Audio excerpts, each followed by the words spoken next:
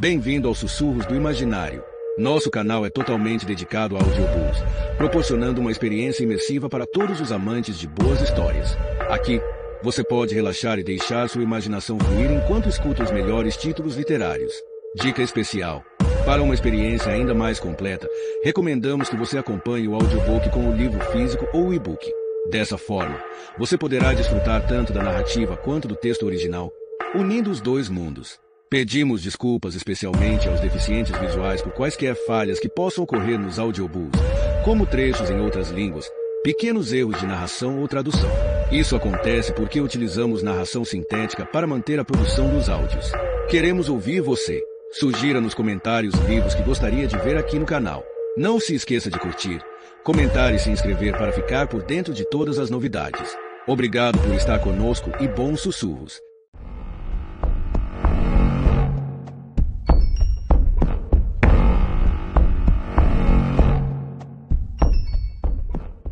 Um bom casamento. Capítulo 1. A única coisa que ninguém perguntava em uma conversa casual, pensou Darcy dias após ter encontrado o que encontrou na garagem, era: como vai o casamento? As pessoas perguntavam como foi o fim de semana, como foi a viagem para a Flórida, como vai a saúde, e como vão as crianças. E até mesmo, como vai a vida, querida? Mas ninguém perguntava: como vai o casamento? Vai bem, responderia ela antes daquela noite. Está tudo bem. Ela nascerá Darcellen Madison. Darcellen, um nome que apenas pais inebriados por um recém-comprado livro de nomes de bebês poderiam amar. Em 1960, ano em que John F. Kennedy se elegeu presidente. Foi criada em Freeport, no Maine, na época em que era uma cidade e não um anexo da L.L. Bean, a primeira loja de departamento do país, e de meia dúzia de outros grandes varejos do gênero, chamados de outlets, como se fossem bueiros e não lojas. Estudou na Freeport High School e depois foi para a Faculdade de Administração de Addison, onde aprendeu o ofício de secretária.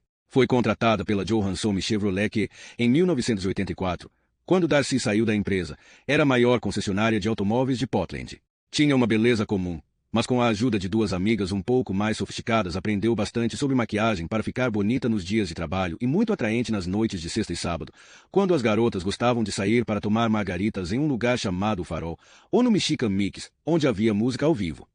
Em 1982, Johansson contratou uma firma de contabilidade de Portland para ajudá-lo a entender melhor sua situação fiscal, que tinha ficado complicada, o tipo de problema que você quer ter. Darcy ouviu dizer a um dos vendedores mais antigos. Apareceram dois homens com maletas nas mãos, um velho e um jovem. Ambos usavam óculos e ternos conservadores, os cabelos curtos impecavelmente penteados para trás de uma maneira que fez Darcy pensar nas fotografias do anuário de formatura de sua mãe, álbum de memórias de 1954. Aquele com a foto de um líder de torcida segurando um megafone junto à boca, estampada na capa de couro sintético. O contador jovem era Bob Anderson. Ela puxou conversa com ele no segundo dia em que os dois foram à concessionária e, a certa altura, perguntou se ele tinha algum hobby. Sim, respondeu, era numismata. Bob começou a lhe explicar o que a palavra significava, mas ela o interrompeu. Eu sei. Meu pai coleciona moedas de 10 centavos com a Estátua da Liberdade e de 5 centavos com um búfalo. Ele diz que são suas paixões numismáticas. Você tem uma paixão numismática, Sr. Anderson? Ele tinha moedas de 1 centavo com desenhos de trigo. Sua maior esperança era algum dia encontrar uma de 1955 com a data duplicada, que era. Mas ela também já sabia disso. A de 1955 com a data duplicada era assim por causa de um erro na cunhagem. Um erro valioso. O jovem Sr. Anderson, aquele do cabelo castanho cheio e cuidadosamente penteado, ficou maravilhado com a resposta. E pediu que Darcy o chamasse de Bob. Mais tarde, durante o almoço, em um banquinho à luz do sol, atrás da concessionária, atum no pão de centeio para ele, salada grega em um potinho para ela. Bob perguntou se ela gostaria de acompanhá-lo no sábado a uma feira de rua em Castle Rock.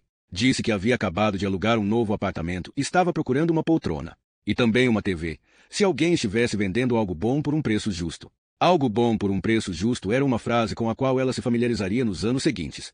Ele era comum como ela, apenas outro cara qualquer, e nunca teria maquiagem para ficar mais bonito, com exceção daquele dia no banquinho, quando ele realmente pareceu mais bonito. Suas bochechas coraram quando ele a chamou para sair, apenas o bastante para iluminá-lo e lhe dar um pouco de brilho. Nenhuma coleção de moedas. Provocou ela. Ele sorriu, revelando dentes alinhados. Dentes pequenos, brancos e bem cuidados. Nunca ocorreu a Darcy que pensar neles pudesse lhe causar calafrios. E por que teria ocorrido? Se eu encontrasse uma bela coleção de moedas, é claro que daria uma olhada, disse ele. Principalmente moedas de 1 centavo com desenhos de trigo, certo? Provocou ela, mas só um pouco. Principalmente essas. Poderia me dar o prazer da sua companhia nesse passeio, Darcy? Ela satisfez aquele desejo dele. E também satisfez o próprio desejo na noite de núpcias. Não com muita frequência depois disso, mas de vez em quando. O bastante para se considerar normal e realizada. Em 1986, Bob foi promovido. E também, com a ajuda e o encorajamento de Darcy, montou uma pequena empresa de encomendas de moedas americanas colecionáveis. Foi um sucesso desde o começo e, em 1990, ele acrescentou figurinhas de beisebol e souvenirs de filmes antigos. Bob não mantinha um estoque de folhetos, cartazes e displays, mas, quando as pessoas pediam essas coisas, quase sempre as conseguia. Na verdade, era Darcy quem as encontrava, usando seu fichário de mesa, lotado naqueles tempos pré-computador, para ligar para os colecionadores espalhados por todo o país. O negócio nunca ficou grande demais para ocupá-los em tempo integral, e isso era bom. Nenhum dos dois queria isso. Eles concordavam nessa questão, assim como concordaram com a casa que acabaram comprando em Pownal e sobre os filhos quando acharam que já havia chegado a hora de tê-los. Eles concordavam. Quando não concordavam, chegavam a um acordo, mas, na maioria das vezes, concordavam. Eles se entendiam. Como vai o casamento? Ia bem. Um bom casamento. Donnie nasceu em 1986. Darcy largou o emprego para ter o bebê e, depois de ajudar na moedas e colecionáveis Anderson, nunca arranjou outro trabalho. E Petra, em 1988. Nessa época, o cabelo castanho e cheio de Bob Anderson começou a ficar ralo no alto da cabeça e, em 2002, o ano em que o computador Macintosh de Darcy finalmente substituiu seu fichário de mesa, ele já tinha uma grande careca brilhante. Bob experimentou vários penteados com os fios que sobraram, o que só destacava ainda mais o pedaço sem cabelo, na opinião dela. E ele a irritou ao testar duas das fórmulas mágicas de crescimento que eram vendidas por trambiqueiros desonestos na TV a cabo de madrugada. Bob Anderson foi criando hábitos noturnos à medida que avançava para a meia-idade. Ele não lhe falava sobre essas compras, mas os dois dividiam um quarto e, embora Darcy não fosse alto o bastante para alcançar a última prateleira do armário sem ajuda, ela às vezes usava um banquinho para separar as roupas de sábado, as camisas que ele usava para cuidar do jardim. E foi lá que ela os encontrou. Um frasco cheio de algum líquido, no outono de 2004, e outro com pequenas cápsulas verdes em gel, um ano depois. Ela pesquisou os nomes na internet e viu que não eram baratos. É claro, a mágica nunca é, lembrou-se ela de ter pensado. De qualquer forma, irritado ou não, Darcy não tinha comentado nada sobre as poções mágicas, e também não comentara sobre o Chevrolet Suburban usado que Bob, por alguma razão, havia insistido em comprar no mesmo ano em que o preço da gasolina começara a subir de verdade. Assim como ele também não falará nada, acreditava Darcy, sabia, na verdade, quando ela insistir em mandar os filhos para colônias de férias boas, em dar uma guitarra para Donnie, ele tocará por 2 anos, tempo bastante para ficar surpreendentemente bom, e então simplesmente parara, e em alugar cavalos para Petra. Um casamento de sucesso era uma questão de equilíbrio, isso era uma coisa que todo mundo sabia. Um casamento de sucesso também necessitava de muita paciência, isso era uma coisa que Darcy sabia. Como a canção de Stevie Van Vaughan dizia, você tinha que deixar rolar, baby. Ela deixou rolar. E ele também. Em 2004, Donnie foi para uma faculdade na Pensilvânia. Em 2006, Petra foi para a Colby, em Waterville, a apenas alguns quilômetros de distância. Na época, Darcy Madison Anderson tinha 46 anos. Bob tinha 49 e ainda fazia parte do grupo de escoteiros junto com Stan Morin, um empreiteiro que morava 800 metros estrada abaixo. Darcy achava que o marido meio careca ficava bem engraçado de bermuda caqui e com as longas meias marrons que ele usava nas caminhadas mensais pela natureza, mas nunca disse nada. A careca dele havia se ampliado, os óculos tinham se tornado bifocais e o peso, aumentado de 80 para 100 quilos. Ele se tornará sócio na firma de contadores, Benson e Bacon, que agora era Benson, Bacon e Anderson. E os dois haviam trocado a primeira casa em Pownal por uma maior em Yarmouth. Os seios de Darcy, antes pequenos, firmes e empinados, ela sempre os considerará seu melhor atributo físico. Nunca quisera parecer uma garçonete do Hotels. Estavam grandes, não tão firmes, é claro. Caíam quando ela tirava o sutiã à noite. O que mais uma mulher pode esperar quando está quase atingindo a marca de meio século? Mas, de vez em quando, Bob ainda vinha por trás dela e os agarrava. De vez em quando, desfrutava um prazeroso interlúdio em seu quarto no andar de cima, que tinha vista para seus tranquilos 2 acres de terra. Se ele era um pouco rápido demais no gatilho e às vezes a deixava insatisfeita, às vezes não significava sempre. A satisfação de abraçá-lo, sentindo seu corpo quente e viril enquanto ele adormecia ao seu lado, essa satisfação nunca falhava. Era a satisfação de saber que eles ainda estavam juntos quando tantos outros não estavam, pensava ela. A satisfação em saber que, enquanto se aproximavam das bodas de prata, eles seguiam firmes em seu curso. Em 2009, 25 anos depois do aceito, em uma pequena igreja batista que nem existia mais, agora havia um estacionamento no lugar. Donnie e Petra fizeram uma festa surpresa para os pais no The Birches, em Castleville. Mais de 50 convidados, champanhe, do bom, filé e um bolo de 4 camadas. Os homenageados dançaram ao som de Footloose, de Kenny Loggins, como haviam feito no casamento. Os convidados aplaudiram os passos coreografados de Bob, que Darcy tinha esquecido até vê-los de novo, e a execução ainda graciosa a emocionou. Com razão, ele cultivara uma pancinha para acompanhar a careca constrangedora para ele, pelo menos, mas, para um contador, até que ainda era bem ágil com os pés. Mas tudo isso eram apenas histórias, material para o obituário. E eles ainda eram jovens demais para pensar nisso. Histórias que não revelavam as minúcias do casamento, e ela acreditava, firmemente, que os pequenos detalhes do dia a dia eram o que validavam uma relação. Como a vez em que ela comera um camarão estragado e vomitara a noite toda, sentada na beirada da cama com o cabelo molhado de suor grudado na nuca, lágrimas rolando pelas bochechas avermelhadas, e Bob ficará a seu lado, segurando pacientemente a bacia, que levava para o banheiro, esvaziava e lavava após cada golfada, para que o cheiro não a deixasse ainda mais enjoada. Dissera ele.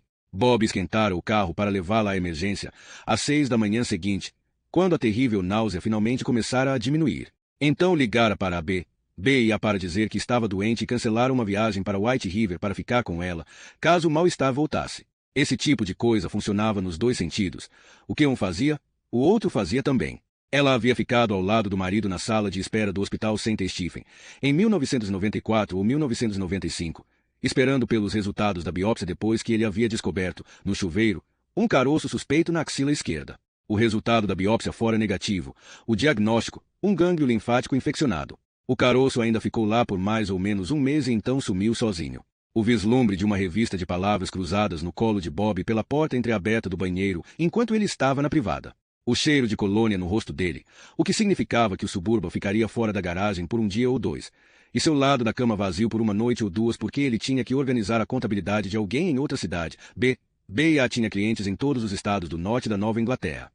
Às vezes, o cheiro significava uma viagem para dar uma olhada em uma coleção de moedas em leilão, já que nem todas as compras e vendas numismáticas realizadas naquele negócio paralelo podiam ser realizadas por computador, os dois sabiam disso. Ver a velha mala preta de Bob, aquela que ele nunca jogava fora, não importava quanto ela reclamasse, no hall de entrada. Os chinelos ao pé da cama, um sempre enfiado no outro. O copo de água na mesa de cabeceira e um comprimido de vitamina C ao lado, em cima da edição daquele mês da Colecionando Moedas. Ou como ele sempre dizia, melhor para fora do que para dentro, depois de arrotar. E cuidado, gás tóxico, depois de peidar. O casaco dele no primeiro gancho do hall. O reflexo da escova de dentes dele no espelho. Darcy achava que ele ainda usaria a mesma escova de quando haviam se casado se ela não a substituísse de tempos em tempos. A maneira como ele tocava os lábios com o guardanapo a cada 2 ou 3 garfadas. Como preparava com cuidado os artigos de acampamento, sempre incluindo uma bússola extra, antes de partir com Stan e outro grupo de garotos de 9 anos para percorrer a Trilha do Morto, uma caminhada perigosa e assustadora que os levava pelo bosque atrás do shopping Golden Grove e saía no mundo dos carros usados do Weinberg. A aparência de suas unhas, sempre curtas e limpas. O gosto de chiclete em seu hálito quando se beijavam. Essas e milhares de outras pequenezas compunham a história íntima do casamento. Darcy sabia que Bob devia ter sua própria história sobre ela, tudo desde o hidratante labial sabor canela que ela usava durante o inverno até o cheiro do shampoo que ele sentia quando fungava em sua nuca, o que já não acontecia mais com tanta frequência, mas acontecia. E inclusive ao clique das teclas de seu computador às 2 da manhã naquelas 2 ou 3 noites por mês em que o sono, por alguma razão, lhe escapava. Já estavam juntos havia 27 anos, ou, ela se divertira com isso um dia, usando a calculadora do computador, 9.855 dias. Quase 1/4 milhão de horas, e mais de 14 milhões de minutos. É claro que ele estivera fora durante parte desse tempo, trabalhando, e ela mesma fizera algumas viagens, a mais triste delas para estar com seus pais em Minneapolis, quando sua irmã mais nova, Brandolly Anne, morrera em um acidente bizarro. Mas eles estiveram juntos a maior parte desse tempo. Ela sabia tudo sobre ele. É claro que não. Assim como Bob também não sabia tudo sobre Darcy, que ela às vezes, principalmente em dias chuvosos ou naquelas noites em que ficava com insônia, devorava chocolates e mais chocolates, mesmo quando já estava enjoada. Ou que ela achava o novo carteiro bonitinho. Não existia isso de saber tudo sobre o outro, mas ela sentia que, após 27 anos, eles sabiam todas as coisas importantes. Era um bom casamento, um dos cerca de 50% que continuavam sólidos depois de tanto tempo. Ela acreditava nisso com a mesma determinação que sabia que a gravidade a prenderia ao chão quando ela andasse pela calçada. Até aquela noite na garagem.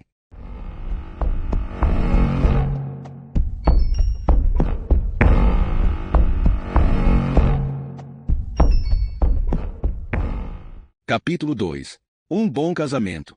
O controle da TV parou de funcionar e não havia pilhas A no armário da cozinha à esquerda da pia. Darcy encontrou pilhas D e C, e até mesmo um pacote fechado de pilhas palito AA, mas nenhuma maldita AA. Então foi à garagem porque sabia que Bob mantinha um estoque de pilhas Duracell por ali, e foi o suficiente para mudar sua vida. Era como se todo mundo estivesse no ar, bem alto no ar. Um passinho em falso na direção errada e você cairia. A cozinha e a garagem eram ligadas por uma passagem coberta. Darcy a atravessou depressa, ajustando o roupão no corpo para se proteger.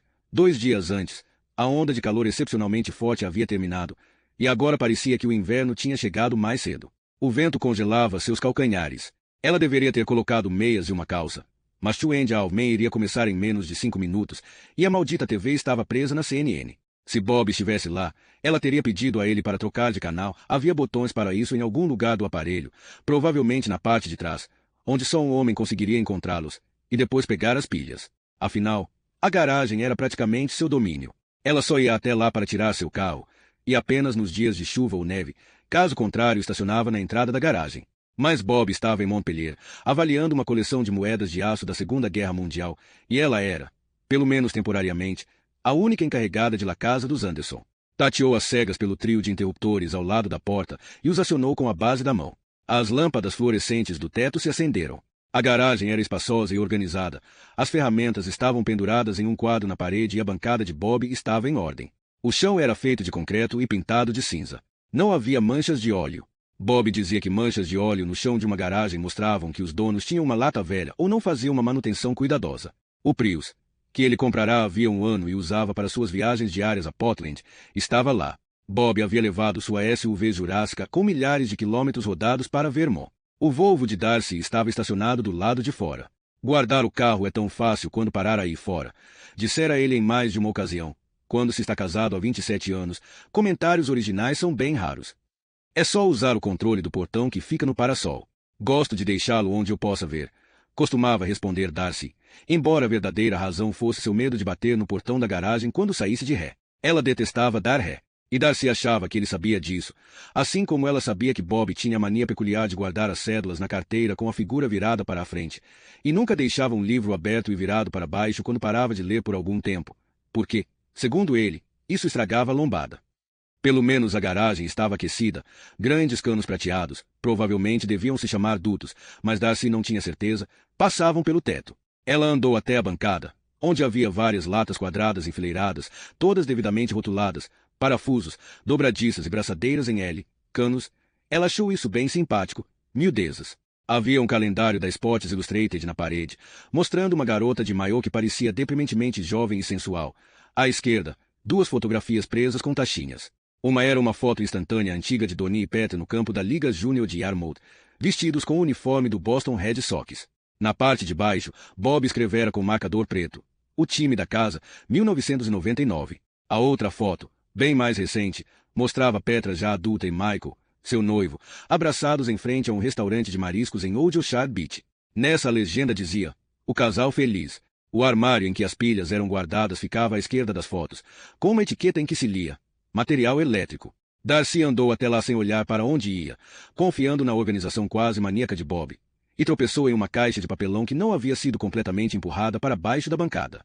Cambaleou e conseguiu se agarrar à bancada no último segundo. Quebrou uma unha, o que era doloroso e irritante, mas se salvou de uma queda potencialmente feia, o que era bom. Muito bom, considerando que não havia ninguém em casa para chamar uma ambulância se ela quebrasse a cabeça no chão, sem graxa e limpo, mas muito duro. Darcy podia apenas ter empurrado a caixa de volta com a lateral do pé. Mais tarde perceberia isso e pensaria a respeito, como um matemático resolvendo uma equação difícil e complicada. Afinal, estava com pressa. Mas viu um catálogo de tricô da Paterworks na caixa e se ajoelhou para pegá-lo e levá-lo para a sala junto com as pilhas. E, quando tirou da caixa, deparou-se com o catálogo da Brookstone que achava ter perdido. E, por baixo dele, o da Paula Young. Talbot, Fosé, Bloomingdale's, Bob. Berrou ela. mas a palavra saiu em 2 sílabas exasperadas, como acontecia quando ele sujava o chão de lama ou deixava a toalha encharcada no chão do banheiro, como se eles estivessem em um hotel chique com serviço de camareira, não Bob, mas Bob. Por quê? Sério, Darcy o conhecia muito bem. Bob achava que ela encomendava coisas demais por catálogo, e uma vez chegará ao ponto de acusá-la de ser compulsiva, o que era ridículo, já que sua compulsão era por doces. Aquela sutil análise psicológica fez com que ela fosse fria com ele por 2 dias. Mas Bob sabia como a mente da esposa funcionava. Exceto com coisas absolutamente vitais, Darcy era a legítima garota, o que os olhos não veem o coração não sente. Então ele recolhera os catálogos dela, o malandro, e guardara tudo ali. Provavelmente a próxima parada teria sido a lixeira de reciclagem. Dunskin, Express, Computer Outlet, Magvor, Vonk Ward, Laila Grace. Quanto mais fundo na caixa ela ia, mais irritada ficava. Se alguém visse aquilo, poderia até pensar que eles estavam à beira da falência em razão de seu comportamento perdulário, o que era uma grande besteira. Darcy já havia se esquecido completamente de Twenty Alfman. Estava pensando na bronca que daria em Bob quando ele ligasse de Montpellier. Ele sempre ligava quando voltava ao hotel, depois de jantar. Mas primeiro ela pretendia levar aqueles catálogos de volta para dentro da maldita casa, o que levaria 3 ou até 4 viagens, porque a pilha tinha pelo menos uns 60 centímetros, e aqueles catálogos de capa brilhante eram pesados. Não era de admirar que ela tivesse tropeçado na caixa. Morte por catálogos, pensou. Esse teria sido um jeito irônico de M. O pensamento se partiu como um galho seco. Darcy examinando os catálogos enquanto pensava e, já quase no fundo da caixa, embaixo de Gooseberry Pet, decoração country, achou uma coisa que não era um catálogo. Não, não era um catálogo mesmo. Era uma revista de sadomasoquismo chamada Bondage Bitches. Darcy quase não a tirou de lá, e talvez não tivesse tirado se a revista estivesse dentro de uma das gavetas de Bob ou naquela prateleira alta com os produtos mágicos para crescimento capilar. Mas encontrá-la ali, enfiada em uma pilha de cerca de 200 catálogos, catálogos dela. Havia alguma coisa naquilo que ia além do constrangimento que um homem poderia sentir em relação a uma tara sexual. A mulher na capa estava amarrada a uma cadeira e estaria nua se não fosse por um capuz preto, mas este cobria apenas parte de seu rosto, e dava para ver que ela estava gritando. As cordas que a prendiam eram grossas e apertavam seus seios e a barriga. Havia sangue falso no queixo, no pescoço e nos braços. Na base da página, em uma fonte amarelo berrante, havia esta chamada desagradável. A vadia da Brenda pediu por isso, e vai receber na página 49. Darcy não tinha intenção de ir até a página 49, nem a qualquer outra página. Já justificava para si mesmo o que era aquilo. Curiosidade masculina. Ela havia lido sobre curiosidade masculina em um artigo da Cosmopolita, no consultório do dentista. Uma mulher havia escrito para um dos vários conselheiros da revista, naquele caso, a psiquiatra da equipe que se dizia especializada no tão misterioso sexo masculino, dizendo ter encontrado algumas revistas gays na pasta do marido. Coisa muito explícita, dissera a autora da carta, e explicará que andava preocupada de que seu marido pudesse ser gay. No entanto, se fosse, ele disfarçava muito bem na cama, dizia a moça. Ela não precisava se preocupar, dissera a conselheira. Homens eram ousados por natureza, e muitos gostavam de saber mais sobre comportamentos sexuais alternativos. Sexo gay era o número 1 da lista, seguido de perto pelo sexo grupal, ou fetichistas, urofilia, travestis, sexo em lugares públicos, látex. E, é claro, sadomasoquismo. Ela acrescentara que algumas mulheres também eram fascinadas pelo sadomasoquismo, o que deixará Darcy perplexa. Mas ela teria sido a primeira a admitir que não sabia de tudo. Curiosidade masculina. Era só isso. Ele devia ter visto a revista em alguma banca de jornal, embora Darcy não conseguisse imaginar aquela capa em particular exposta em uma banca de jornal, e havia ficado curioso. Ou talvez ele tivesse encontrado aquele exemplar em uma lata de lixo de uma loja de conveniências. Então o levará para casa, der uma olhada ali na garagem, ficará tão chocado quanto ela. O sangue na modelo da capa obviamente era falso, mas o grito parecia bem real. E a enfiara naquela caixa cheia de catálogos que mandaria para a reciclagem, para que Darcy não topasse com a revista e pegasse no pé dele. Era só isso, um caso isolado. Se ela continuasse olhando a pilha de catálogos, não encontraria mais nada parecido. Talvez algumas pentouses e revistas de lingerie. Ela sabia que a maioria dos homens gostava de seda e renda, e Bob não era uma exceção, mas nada mais do gênero de Bondage Bitches. Darcy olhou para a capa novamente e notou uma coisa estranha. Não havia preço, nem código de barras. Examinou o verso, curiosa para saber quanto uma revista como aquela deveria custar, e se assustou com a foto que encontrou lá, uma loura nua, presa ao que parecia uma mesa de aço de uma sala de cirurgia.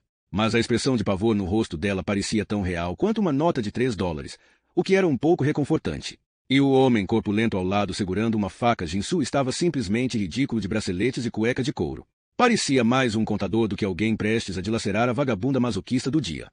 Bob é contador, pensou Darcy. Um pensamento estúpido concebido na imensa zona de estupidez em seu cérebro. Darcy procurou afastá-lo e largou aquela revista desagradável, devolvendo-a à pilha de catálogos, depois de se certificar de que não havia preço no verso nem código de barras. Enquanto empurrava a caixa de papelão para baixo da bancada, ela desistira de levar os catálogos para dentro de casa. A resposta para o mistério da falta de preço e código de barras lhe ocorreu. Devia ser uma daquelas revistas vendidas em uma embalagem plástica, com todas as partes impróprias cobertas. O preço e o código deviam estar na embalagem. É claro que era isso. O que mais poderia ser? Bob devia ter comprado aquele troço em algum lugar, se é que não o tirou mesmo de algum lixo.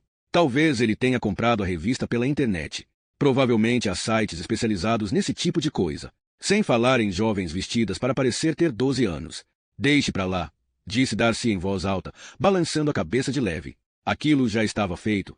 Era uma carta extraviada, uma discussão encerrada. Se ela mencionasse o episódio quando Bob ligasse ou quando voltasse para casa, ele ficaria envergonhado e na defensiva. Provavelmente diria que Darcy era muito ingênua em relação a sexo, o que ela também achava, e a acusaria de exagerar, que isso ela estava determinada a não fazer. O que Darcy estava determinada a fazer era deixar rolar, baby. Um casamento era como uma casa em constante construção. A cada ano havia mais e mais cômodos. Um casamento de um ano era como uma cabana.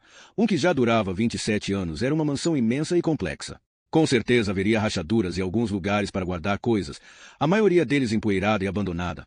Alguns contendo lembranças desagradáveis que você preferiria não ter encontrado. Mas isso não era nada demais. Ou você jogava essas lembranças fora, ou doava para a caridade. Ela gostou tanto desse raciocínio, pois lhe passava uma sensação conclusiva, que disse em voz alta, não é nada demais. Para provar, empurrou a caixa de papelão com as mãos, pressionando-a junto da parede. Então ouviu um baque surdo. O que era? Eu não quero saber, disse a si mesma, e tinha certeza absoluta de que aquele pensamento não viera da zona de estupidez, mas da parte inteligente. Estava muito escuro embaixo da bancada, e poderia haver ratos. Mesmo uma garagem bem cuidada como aquela poderia ter ratos, principalmente quando fazia frio. E um rato assustado poderia morder. Darcy se levantou, limpou o roupão e saiu da garagem. Na metade da passagem que ligava a garagem à cozinha, ouviu o telefone tocar.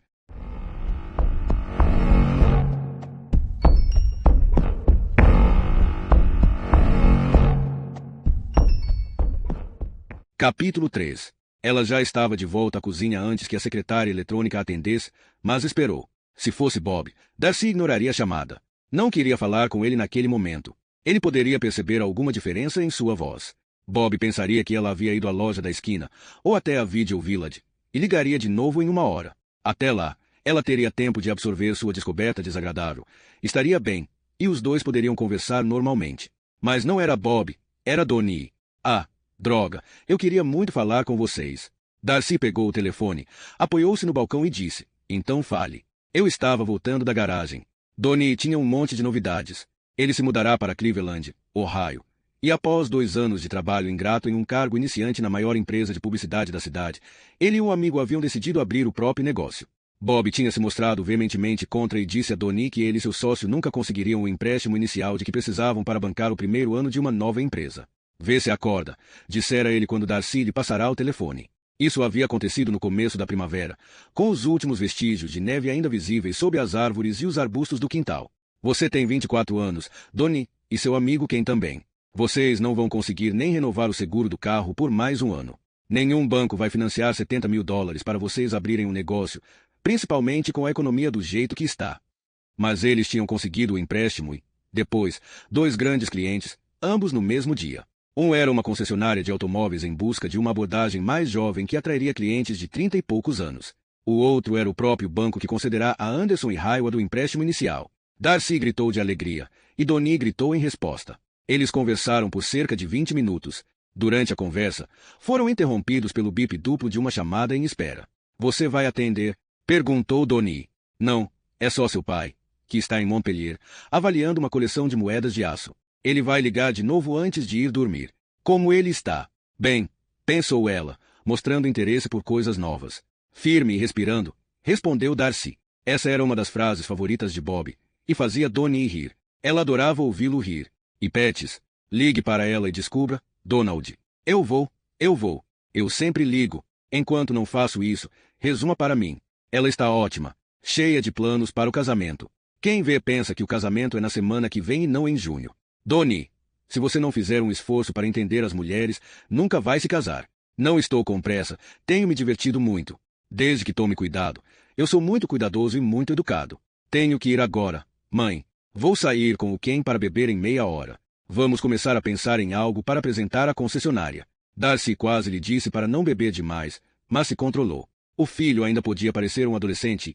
Na lembrança mais clara da mãe, Donnie era um garotinho de 5 anos, com um macacão vermelho de veludo, incansável no patinete que conduzia para cima e para baixo pelos caminhos de concreto do Parque Joshua Chamberlain, em Pownal. Mas ele já não era mais nenhum desses meninos. Era um homem e também, por mais improvável que parecesse, um jovem empresário começando a subir na vida. Está bem, disse ela. Obrigada por ligar, Donnie. Adorei falar com você. Eu também. Manda um oi para o velho quando ele ligar, e diga que eu o amo. Vou dizer. Firme e respirando, comentou Donnie, rindo.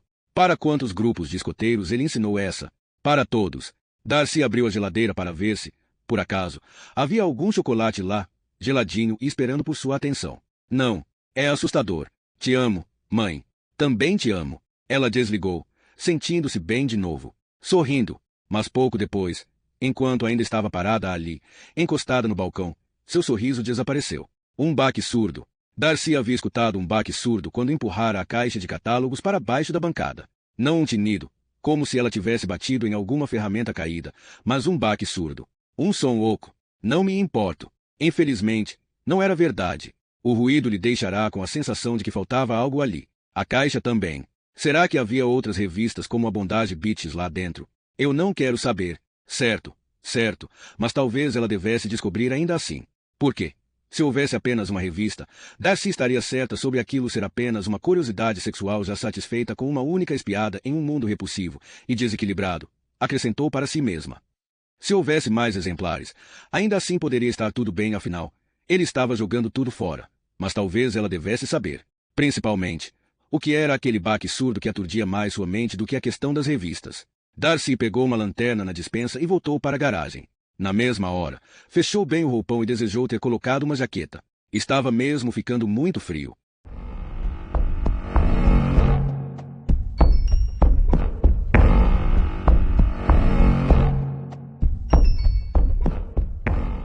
Capítulo 4. Ela se ajoelhou, empurrou a caixa de catálogos para o lado e iluminou a área sob a bancada. Por um instante, não entendeu o que via.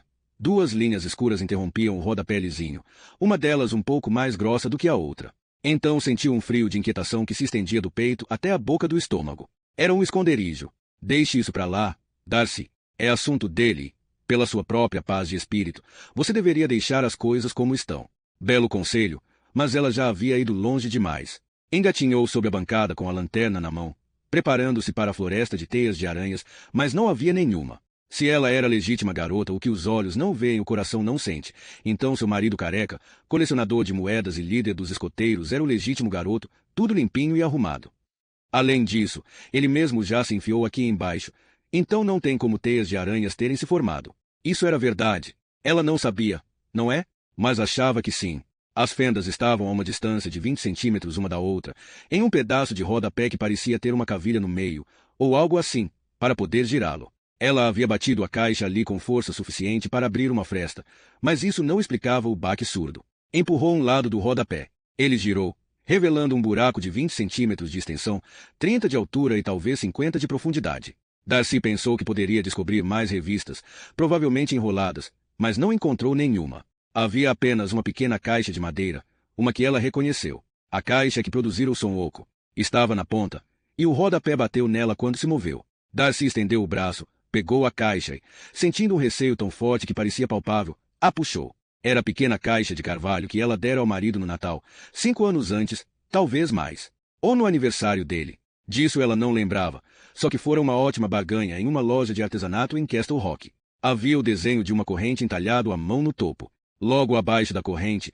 também havia sido entalhada a finalidade da caixa, abotoaduras.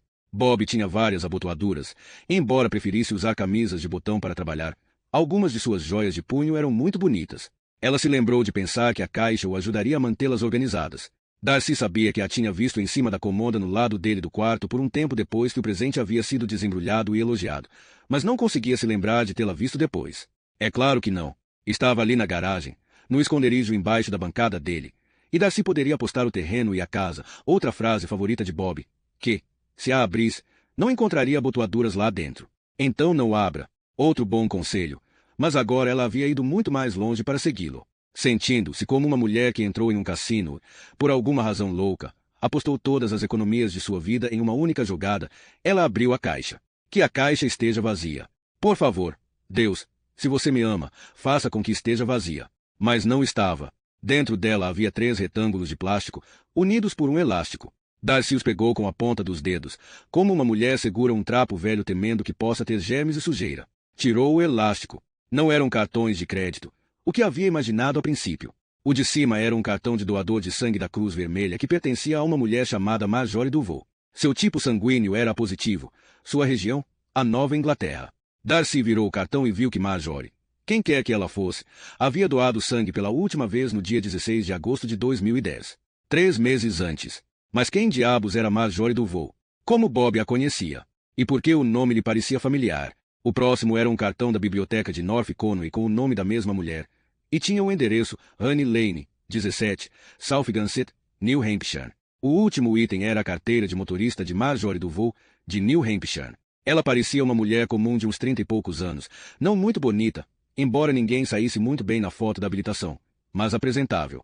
Cabelo louro escuro, preso em um coque ou rabo de cavalo, na foto não dava para ver. Data de nascimento, 6 de janeiro de 1974. O endereço era o mesmo do cartão da biblioteca. Darcy percebeu que estava deixando escapar lamentos desolados. Era horrível ouvir um som como aquele sair da própria garganta, mas ela não conseguia evitar. Seu estômago se transformará em uma bola de chumbo, que parecia puxar todas as suas entranhas para baixo, esticando-as e fazendo-as adquirir novas formas desagradáveis. Ela havia visto o rosto de Marjorie Duval no jornal, e também no noticiário das 6.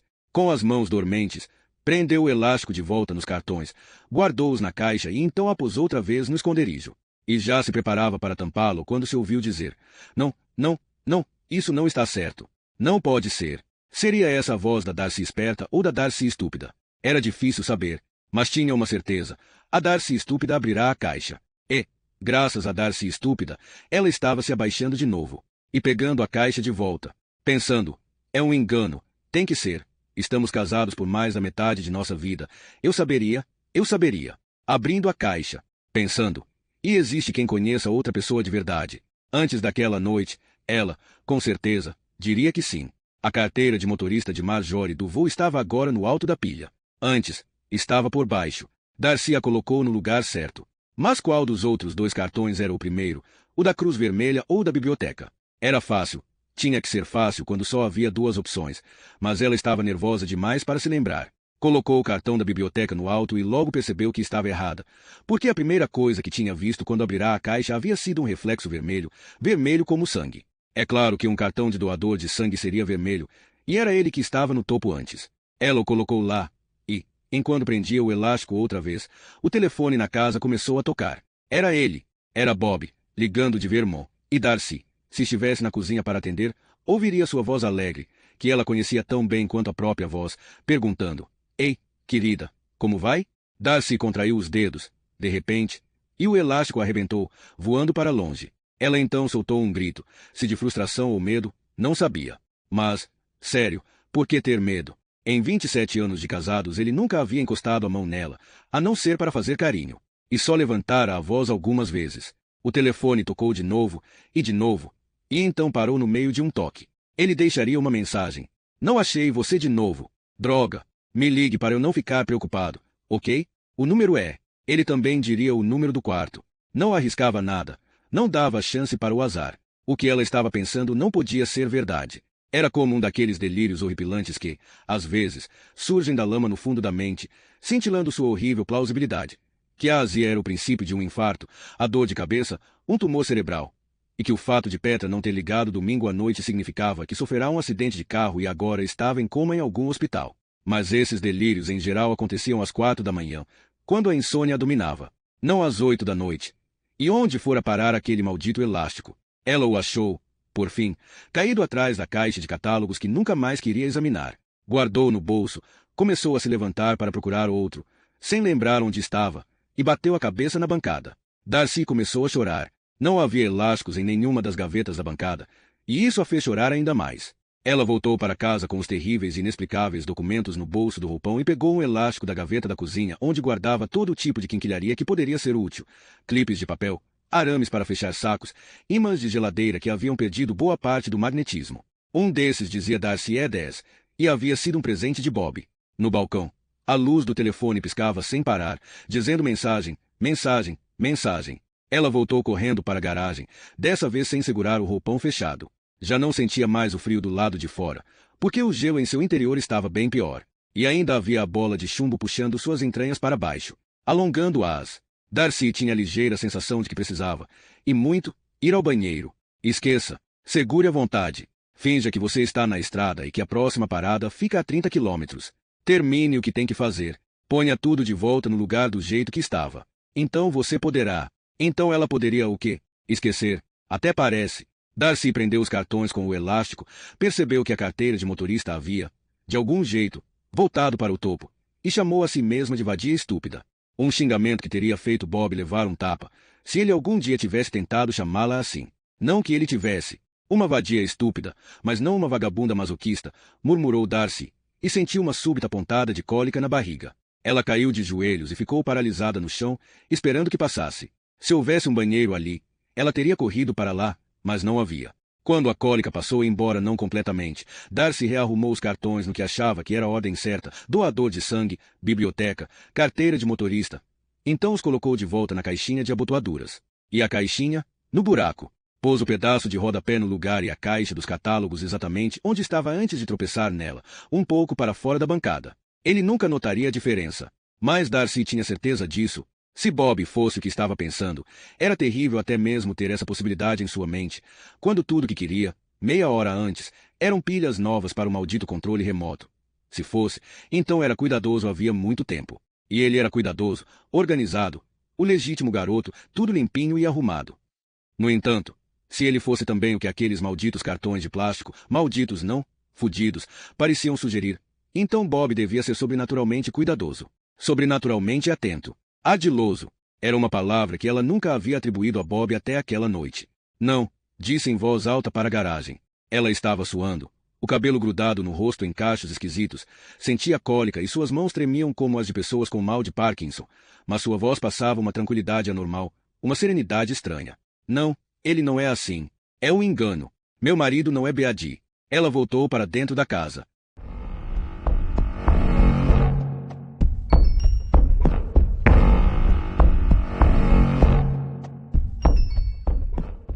Capítulo 5.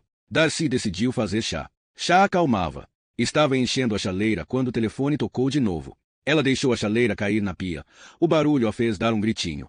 Então foi até o telefone, enxugando as mãos no roupão. Calma, calma, disse a si mesma. Se ele pode guardar um segredo, então eu também consigo. Lembre-se de que há uma explicação racional para tudo isso. Ah, é mesmo? E eu apenas não sei qual é preciso de tempo para pensar. Só isso. Então, calma. Ela pegou o telefone e disse, animada. Se for você, bonitão, já pode vir. Meu marido está fora da cidade. Bob riu. Ei, querida, como vai? Firme e respirando. E você? Houve um longo silêncio. Pareceu longo, pelo menos, embora não pudesse ter durado mais do que alguns segundos. Durante esse tempo, Darcy ouviu um zumbido terrível vindo da geladeira, água pingando na chaleira que havia deixado cair na pia, as batidas do próprio coração, que pareciam vir da garganta e dos ouvidos em vez de seu peito. Estavam casados havia tanto tempo que tinham uma sintonia quase perfeita um com o outro. Era assim em todo casamento. Ela não sabia. Só conhecia o seu.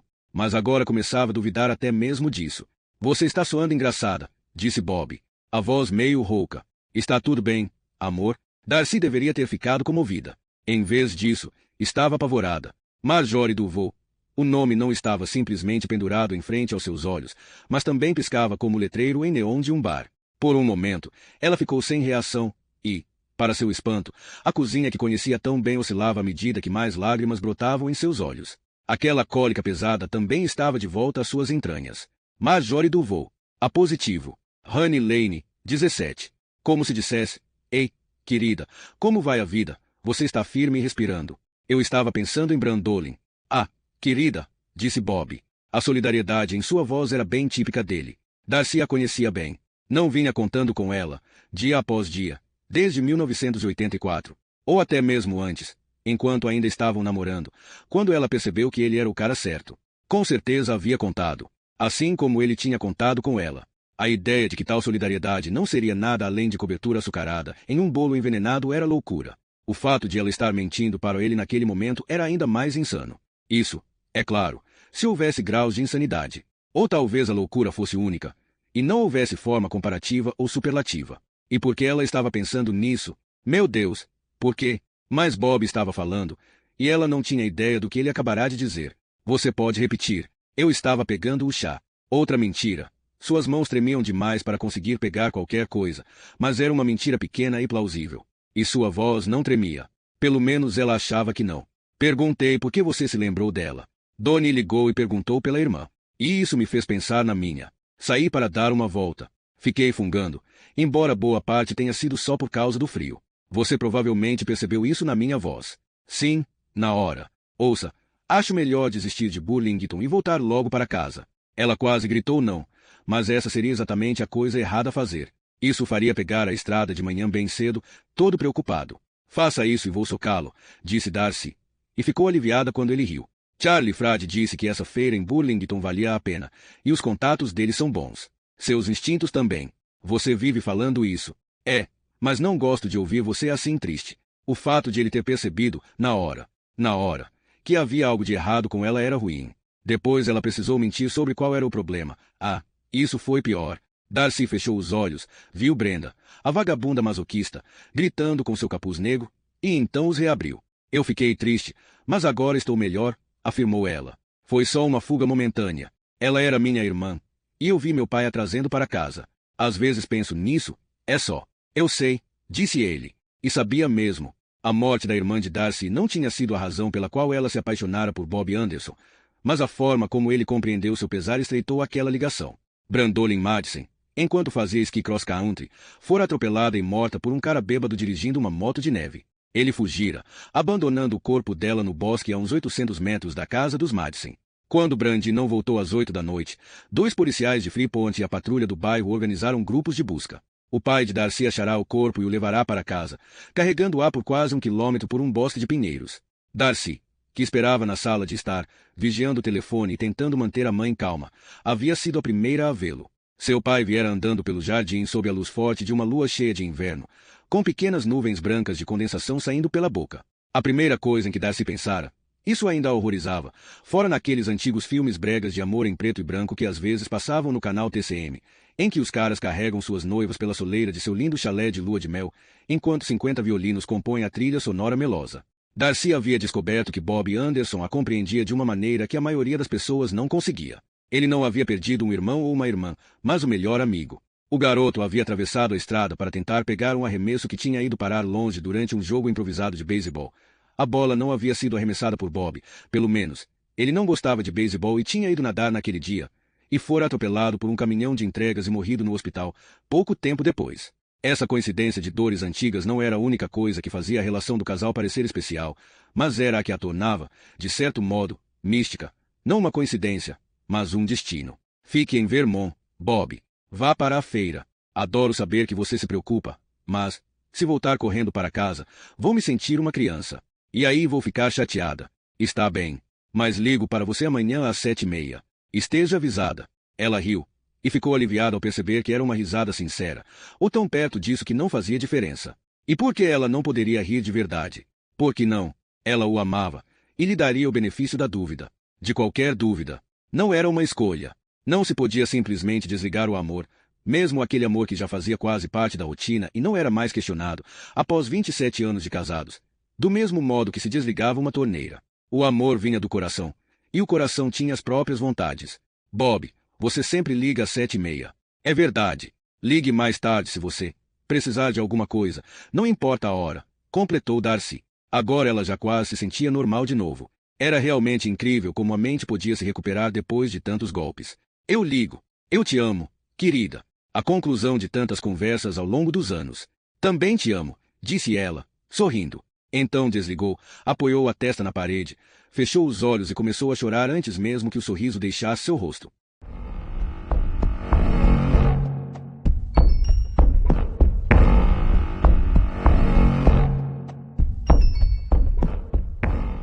Capítulo 6. O computador de Darcy, um iMac, velho bastante para parecer reto, ficava no quarto de costura. Ela raramente o usava para outra coisa além de checar os e-mails e navegar pelo eBay, mas daquela vez entrou no Google e digitou o nome de Marjorie Duval. Hesitou antes de acrescentar BAD à busca, mas não por muito tempo. Para que prolongar a agonia. Ela estava certa de que o nome iria aparecer, de qualquer forma. Apertou Enter e, enquanto via o pequeno círculo de espera girar e girar no alto da tela, as cólicas voltaram. Darcy correu para o banheiro, se sentou no vaso e fez o serviço com as mãos no rosto. Havia um espelho na parte de trás da porta, e ela não queria se ver. Porque aquele espelho estava ali mesmo. Porque ela havia permitido que ficasse lá. Quem iria querer ver o próprio reflexo sentado na privada? Até mesmo no melhor dos casos, o que aquele certamente não era. Ela demorou a voltar ao computador, arrastando os pés como uma criança que sabe que será castigada por aprontar o que a mãe de Darcy chamava de coisa muito feia. Viu que o Google encontrara mais de 5 milhões de resultados para sua pesquisa. Ó onipotente Google, tão generoso e tão terrível. Mas o primeiro link, na verdade, a fez rir. Era um convite para seguir Marjorie Duval BAD no Twitter. Darcy achou que poderia ignorar esse. A não ser que estivesse errada, e isso a deixaria bastante grata. A Marjorie que estava procurando fizera seu último tweet havia um bom tempo. O segundo resultado veio do Portland Press Herald, e, quando Darcy clicou no link, a fotografia que a recebeu, como um tapa, foi a que se lembrava de ter visto na TV e provavelmente naquele mesmo artigo, já que o Press Herald era o jornal que liam naquela casa. A notícia havia sido publicada 10 dias antes, e estava na primeira página. Mulher de New Hampshire pode ter sido a 11ª vítima de BAD, dizia a manchete em letras garrafais. E logo abaixo, fonte policial afirma, nós temos 90% de certeza. Marjorie Duval parecia muito mais bonita no jornal. Uma foto de estúdio em uma pose clássica, usando um vestido preto rodado. O cabelo estava solto e parecia bem mais claro naquela foto. Darcy se perguntou se havia sido o marido de Marjorie quem mandara a foto para o jornal. Acreditava que sim. A imagem devia ficar sob a lareira da casa deles na Honey Lane, 17, ou talvez pendurada no hall. A bela anfitriã dando boas-vindas aos convidados com seu eterno sorriso. Os homens preferem as louras porque só uma mulher burra ficaria com um cara feio. Era uma das frases que Bob adorava dizer. Darcy nunca havia gostado muito dessa, e odiava ter pensado nela. Marjorie Duval tinha sido encontrada em uma ravina, a 10 quilômetros de sua casa em South Gansett, perto dos limites de North Conway.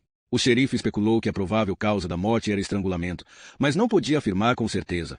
Isso era trabalho do legista. Ele se recusou a especular mais, ou a responder qualquer outra pergunta. Mas a fonte não identificada do repórter, cuja informação havia sido pelo menos em parte validada por ser alguém próximo à investigação, disse que Duval havia sido mordida e sexualmente molestada de uma maneira consistente com os outros assassinatos de BAD. E, com isso, a matéria passava para uma recapitulação completa dos assassinatos anteriores. O primeiro tinha ocorrido em 1977. Depois aconteceram 2 em 1978, outro em 1980, e então mais 2 em 1981. 2 dos assassinatos ocorreram em New Hampshire, 2 em Massachusetts, o quinto e o sexto em Vermont. Depois disso, houve um hiato de 16 anos. A polícia concluiu, então, que uma destas 3 coisas devia ter acontecido. BAD havia se mudado para outra parte do país e continuava com seu passatempo por lá. BAD tinha sido preso por outro crime sem nenhuma ligação com aqueles e estava na prisão, ou BAD se matara. A única coisa que não era provável, de acordo com um psiquiatra que o repórter consultara para a matéria, era que BAD tivesse simplesmente desistido daquilo. Esses caras não se entediam, disse o psiquiatra. É o esporte deles, uma compulsão. Mais do que isso, é sua vida secreta. Vida secreta. Como isso era sugestivo. A 6ª vítima de BAD tinha sido uma mulher de Bay, cujo corpo foi descoberto uma semana antes do Natal por um limpa-neve. Mas que feriados parentes dela devem ter passado, pensou Darcy. Não que o seu Natal tivesse sido muito bom naquele ano. Sentindo-se sozinha longe de casa, algo que não confessaria para a mãe nem sob tortura, trabalhando em um emprego para o qual não tinha certeza de que era qualificada mesmo após 18 meses e um aumento, Darcy não estava nem um pouco no clima natalino. Tinha colegas, as garotas da Margarita, mas nenhuma amiga de verdade. Ela não era muito boa em fazer amigos, nunca fora. Tímida era pouco, introvertida definia melhor sua personalidade. Então Bob Anderson entrará em sua vida com um sorriso no rosto. O mesmo Bob que lhe chamara para sair e não aceitaria não como resposta. Isso menos de 3 meses depois que o limpa-neve encontrara o corpo da última vítima do primeiro ciclo de BAD. Os dois se apaixonaram. E Beatty parara de atacar por 16 anos. Por causa dela. Porque ele a amava. Porque queria parar de fazer coisas muito feias. Ou era apenas uma coincidência? Podia ser isso. Bela tentativa, mas os documentos que ela havia encontrado escondidos na garagem faziam qualquer coincidência parecer bem menos provável. A sétima vítima de Beatty, a primeira do que o jornal chamou de novo ciclo, tinha sido uma mulher de Waterville, no Maine, chamada Stacey Moore. O marido dela encontrara o corpo no porão ao voltar de Boston, onde ele e dois amigos haviam ido assistir a alguns jogos do Red Sox. Isso acontecerá em agosto de 1997. Sua cabeça tinha sido enfiada em uma tulha do milho doce que os Moore vendiam em uma barraquinha à beira da Rota 106. Ela estava nua, as mãos amarradas nas costas, as nádegas e coxas mordidas em dezenas de lugares. 2 dias depois, a carteira de motorista e o cartão da Cruz Vermelha de Stacey Moore, presos por um elástico, haviam chegado a Augusta, endereçados em letras garrafais para o procurador-geral estúpido do DPTO, de investigação criminal. Também havia um bilhete. Olá, estou de volta. Beatty. Os detetives encarregados do caso de Moore reconheceram imediatamente o padrão. Documentos similares, e bilhetinhos alegres similares, haviam sido entregues após cada um dos assassinatos anteriores. Beatty sabia quando suas vítimas estariam sozinhas. Ele as torturava, principalmente com mordidas, estuprava ou molestava sexualmente, então as matava e mandava seus documentos para alguma delegacia de polícia, semanas ou meses depois. Zombando deles, para se certificar de que receberia o crédito, pensou Darcy com tristeza. Beatty fez mais uma vítima em 2004, e a nona e a 10ª em 2007. Estas últimas foram as piores, porque uma delas era uma criança. O filho de 10 anos da mulher havia sido liberado da escola mais cedo depois de reclamar de dor no estômago e, aparentemente, encontrou Beatty em ação. O corpo do menino fora descoberto com o de sua mãe em um riacho próximo. Quando os documentos da mulher, 2 cartões de crédito e a carteira de motorista, chegaram à 7ª Delegacia Policial do estado de Massachusetts, o bilhete dizia: Olá. O menino foi um acidente. Desculpe, mas foi rápido. Ele não sofreu. Beatty. Havia muitos outros artigos que ela poderia ter acessado, ao onipotente Google. Mas para quê? O doce sonho de mais uma noite comum em uma vida comum se transformará em um pesadelo. E por acaso ler mais sobre Beatty dissiparia o pesadelo? A resposta era óbvia. Darcy sentiu o estômago embrulhar. Correu para o banheiro, que ainda cheirava mal, apesar do exaustor. Geralmente era possível ignorar como a vida fedia, mas nem sempre. E caiu de joelhos em frente à privada, encarando a água azul com a boca aberta. Por um instante, achou que a ânsia de vômito passaria. Então pensou em Stacey Moore com seu rosto negro e estrangulado enfiado no milho, as nádegas cobertas de sangue seco da cor de chocolate ao leite. Isso foi a gota d'água. E Darcy vomitou 2 vezes, com força suficiente para que um pouco do desinfetante sanitário e de seu próprio eflúvio salpicasse seu rosto. Então deu descarga, chorando e ainda meio engasgada. Teria que limpar o vaso, mas por hora apenas abaixou a tampa e repousou a bochecha corada no plástico bege e frio. O que eu vou fazer? O passo óbvio seria informar a polícia, mas e se ela fizesse isso e tudo não passasse de um engano? Bob sempre fora o mais generoso e tolerante dos homens, quando ela batera a van antiga deles em uma árvore na saída do estacionamento dos Correios e quebrou o para-brisa, a única preocupação do marido fora saber se ela havia cortado o rosto. Mas será que iria perdoá-la se ela o acusasse de 11 casos de tortura e assassinato que ele não havia cometido? O mundo todo também ficaria sabendo. Culpado ou inocente, sua foto estaria no jornal, na primeira página. E a dela também. Darcy se levantou com dificuldade, pegou a escova sanitária no armário do banheiro e limpou aquela sujeira. Fez tudo devagar. Suas costas doíam. Tinha vomitado com tanta força que achou que havia distendido um músculo. Na metade do trabalho, Darcy se deu conta de mais uma coisa arrasadora. Os dois não seriam os únicos a sofrer com as especulações do jornal e a lavagem de roupa suja nos noticiários da TV a cabo 24 horas por dia. Precisava pensar nos seus filhos. Donnie e Ken tinham acabado de conseguir seus 2 primeiros clientes, mas o banco e a concessionária de automóveis em busca de uma abordagem mais jovem desapareceriam 3 horas depois que toda aquela merda fosse à tona. A Anderson e Hayward, que havia começado a existir de fato naquele dia, estaria morta na manhã seguinte. Darcy não sabia quanto Ken Hayward investira, mas Donnie tinha apostado tudo. E não apenas dinheiro, mas as outras coisas que investimos quando decidimos seguir nosso próprio caminho. O coração, a mente, a autoestima. E também havia Petra e Michael, que provavelmente naquele instante estavam fazendo mais planos para o casamento, sem saberem que um cofre de 2 toneladas pendia sobre a cabeça dele, por uma corda frágil. Pat sempre idolatrara o pai. Como ela reagiria se descobrisse que as mãos que um dia a haviam empurrado no balanço do quintal eram as mesmas que tinham estrangulado 11 mulheres? Que os lábios que a haviam beijado para desejar boa noite escondiam dentes que tinham mordido 11 mulheres, em alguns casos até o osso. Sentada na frente do computador de novo, uma terrível manchete de jornal surgiu na mente de Darcy, acompanhada por uma fotografia de Bob com seu lenço no pescoço, a bermuda caque ridícula e as meias longas. Era tão evidente que parecia já ter sido publicada. Assassino em série B.A.D. liderou escoteiros por 17 anos. Darcy levou uma das mãos à boca. Sentia os olhos pulsando nas órbitas. A ideia de se suicidar brotou em sua mente, por alguns instantes, bem longos. Aquilo lhe pareceu completamente racional, a única solução razoável. Ela poderia deixar um bilhete dizendo que havia feito isso porque temia estar com câncer, ou por ter notado um princípio precoce de Alzheimer. Isso era ainda melhor. Mas o suicídio também projetava uma sombra de tristeza sobre a família. E se ela estivesse errada? E se Bob tivesse apenas encontrado aqueles documentos à beira da estrada, ou coisa assim? Você sabe como isso é improvável? Zombou a Darcy esperta. Tudo bem, mas improvável não era o mesmo que impossível, certo? Havia outra coisa também, algo que tornava a prisão em que se encontrava a prova de fuga. E se ela estivesse certa, sua morte não permitiria que Bob matasse mais, já que ele não precisaria se preocupar tanto com sua vida dupla. Darcy não tinha certeza de que acreditava em uma existência consciente após a morte, mas e se houvesse uma? E se na pós-vida ela fosse obrigada a existir não em jardins verdes paradisíacos cercados por rios de fartura, mas em meio a um comitê de recepção horripilante formado por mulheres estranguladas e marcadas pelos dentes de seu marido, todas acusando Darcy de ser a causadora de suas mortes por optar pela saída mais fácil? E se ignorasse o que havia descoberto, se é que tal coisa fosse mesmo possível, o que ela não acreditava nem por um minuto? A acusação não seria verdadeira. Ela realmente acreditava que poderia condenar mais mulheres a mortes horríveis para que sua filha pudesse ter um casamento dos sonhos.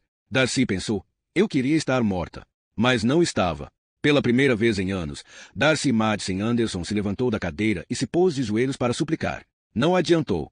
Exceto por ela, a casa estava vazia.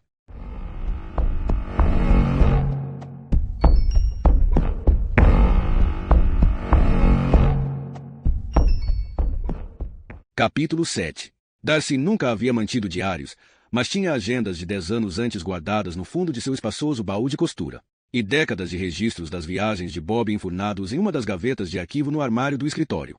Como contador, e com seu próprio negócio paralelo para cuidar, ele era meticuloso quando se tratava de manter registros, anotando cada dedução, crédito fiscal e centavo de desvalorização do carro que podia. Darcy empilhou as pastas dele ao lado do computador, junto com suas agendas. Abriu o Google e se obrigou a fazer a busca que precisava, anotando os nomes e as datas das mortes, algumas aproximadas, das vítimas de B.A.D. Então, quando o relógio digital na barra de ferramentas do computador começou a se afastar silenciosamente das 10 da noite, ela começou o cansativo trabalho de cruzar as informações. Ela teria dado 12 anos de sua vida para achar alguma coisa que pudesse eliminar incontestavelmente a chance de ele ter cometido pelo menos um dos assassinatos, mas as agendas só pioraram as coisas. Kelly Gervais, de Keene, New Hampshire, havia sido encontrada no bosque atrás do aterro sanitário local no dia 15 de março de 2004. De acordo com o legista, ela já estava morta havia uns 3, ou talvez 5, dias. Darcy viu uma anotação rabiscada em sua agenda de 2004, do dia 10 até 12 de março, dizendo: Bob foi ver Fitzwilliam, Bratt. George Fitzwilliam era um cliente rico da Benson, Bacon e Anderson. Bratt era a abreviação de Brattleboro, onde Fitzwilliam morava. Uma viagem rápida para quem vinha de Keene, New Hampshire. Ellen Chavestone e seu filho Robert haviam sido encontrados no riacho Neuri, na cidade de Amesburg, no dia 11 de novembro de 2007. Eles moravam em Tassel Village, a uns 20 quilômetros de distância. Na página de novembro da agenda de 2007, Darcy havia desenhado uma linha cruzando do dia 8 até o dia 9 e anotado Bob em Saugus, 2 feiras mais leilão de moedas em Boston. E, por acaso, ela se lembrava de ter ligado para o hotel dele em Saugus em uma dessas noites e não ter sido atendida. E de ter achado que ele estava fora até tarde com algum vendedor de moedas, em busca de potenciais clientes, ou talvez no chuveiro. Ela parecia se lembrar disso. Se fosse o caso, será que, na verdade, Bob estivera na estrada naquele dia? Talvez voltando de algum compromisso, uma pequena entrega, na cidade de Amesburg. Ou, se ele estivesse no chuveiro, o que diabos estava limpando?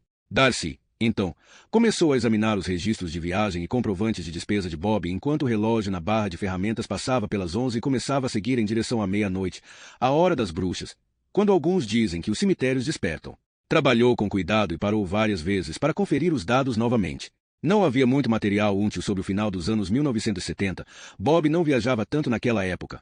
Mas tudo dos anos 1980 estava lá, e as correlações que ela encontrou com os assassinatos de Beatty em 1980 e 1981 eram claras e inegáveis. Ele estava viajando nas épocas certas e pelas áreas certas.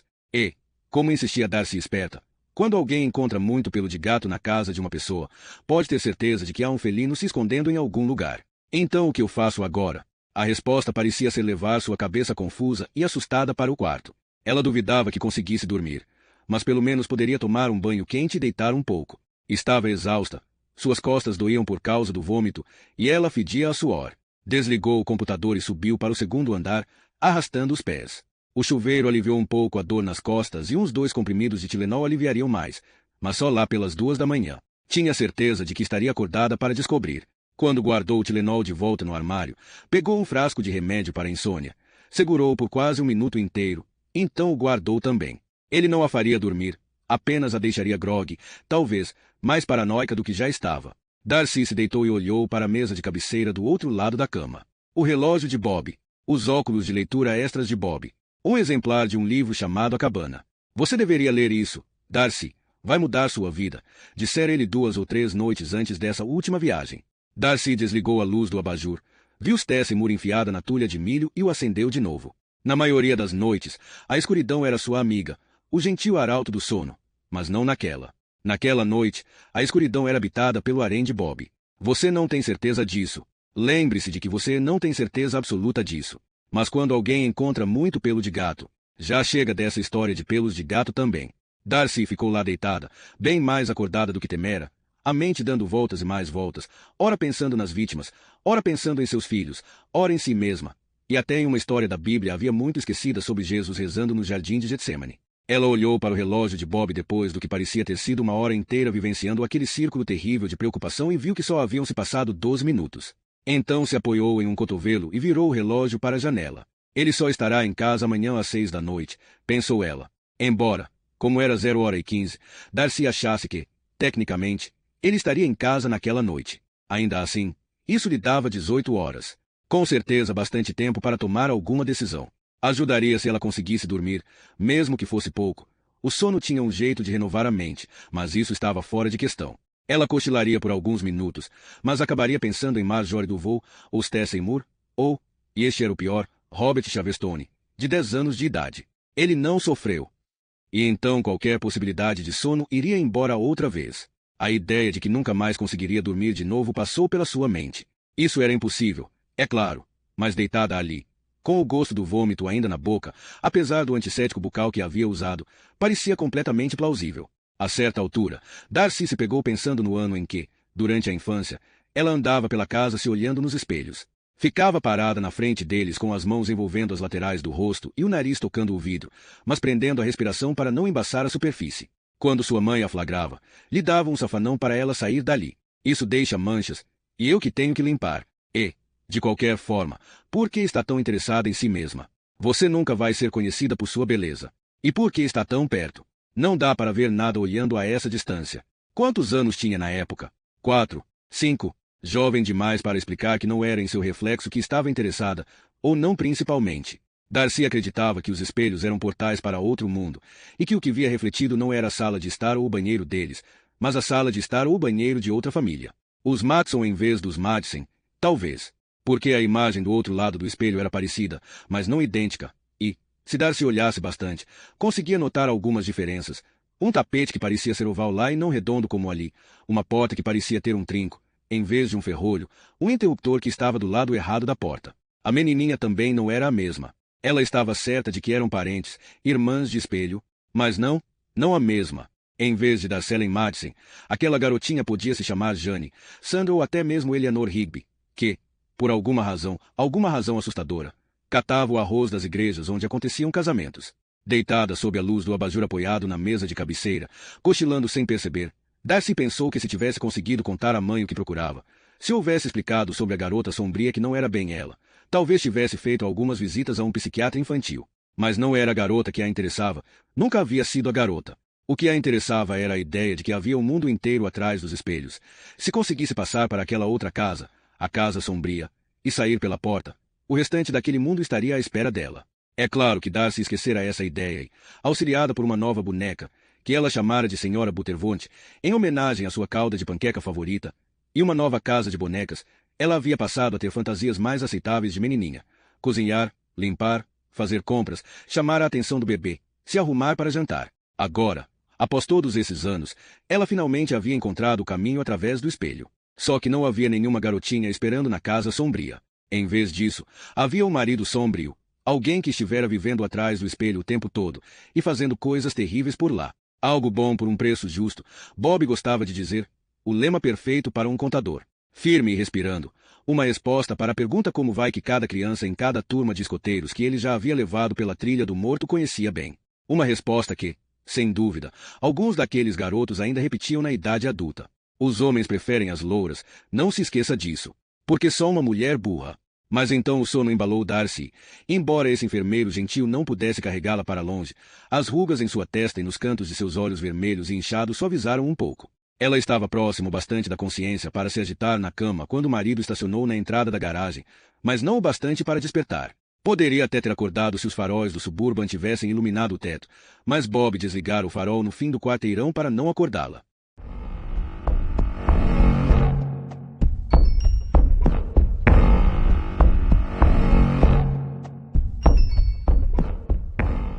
Capítulo 8. Um gato acariciava sua bochecha com uma pata aveludada. Bem leve, mas com insistência. Darcy tentou afastá-lo, mas sua mão parecia pesar uns 500 quilos. E era um sonho.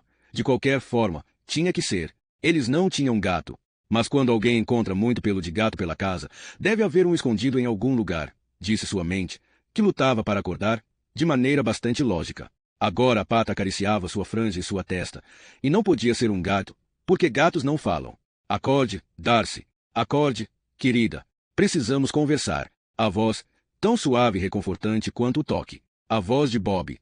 E não era uma pata de gato, mas a mão dele. A mão de Bob. Só que não podia ser, porque ele estava em Monte. Seus olhos se abriram, e lá estava ele, sentado a seu lado na cama, acariciando seu rosto e seu cabelo como às vezes fazia quando ela estava se sentindo indisposta. O marido estava usando um terno de 3 peças da Joss. A Bank, loja onde comprava todos os ternos e cujo apelido, outra de suas gracinhas, era Joss Bank.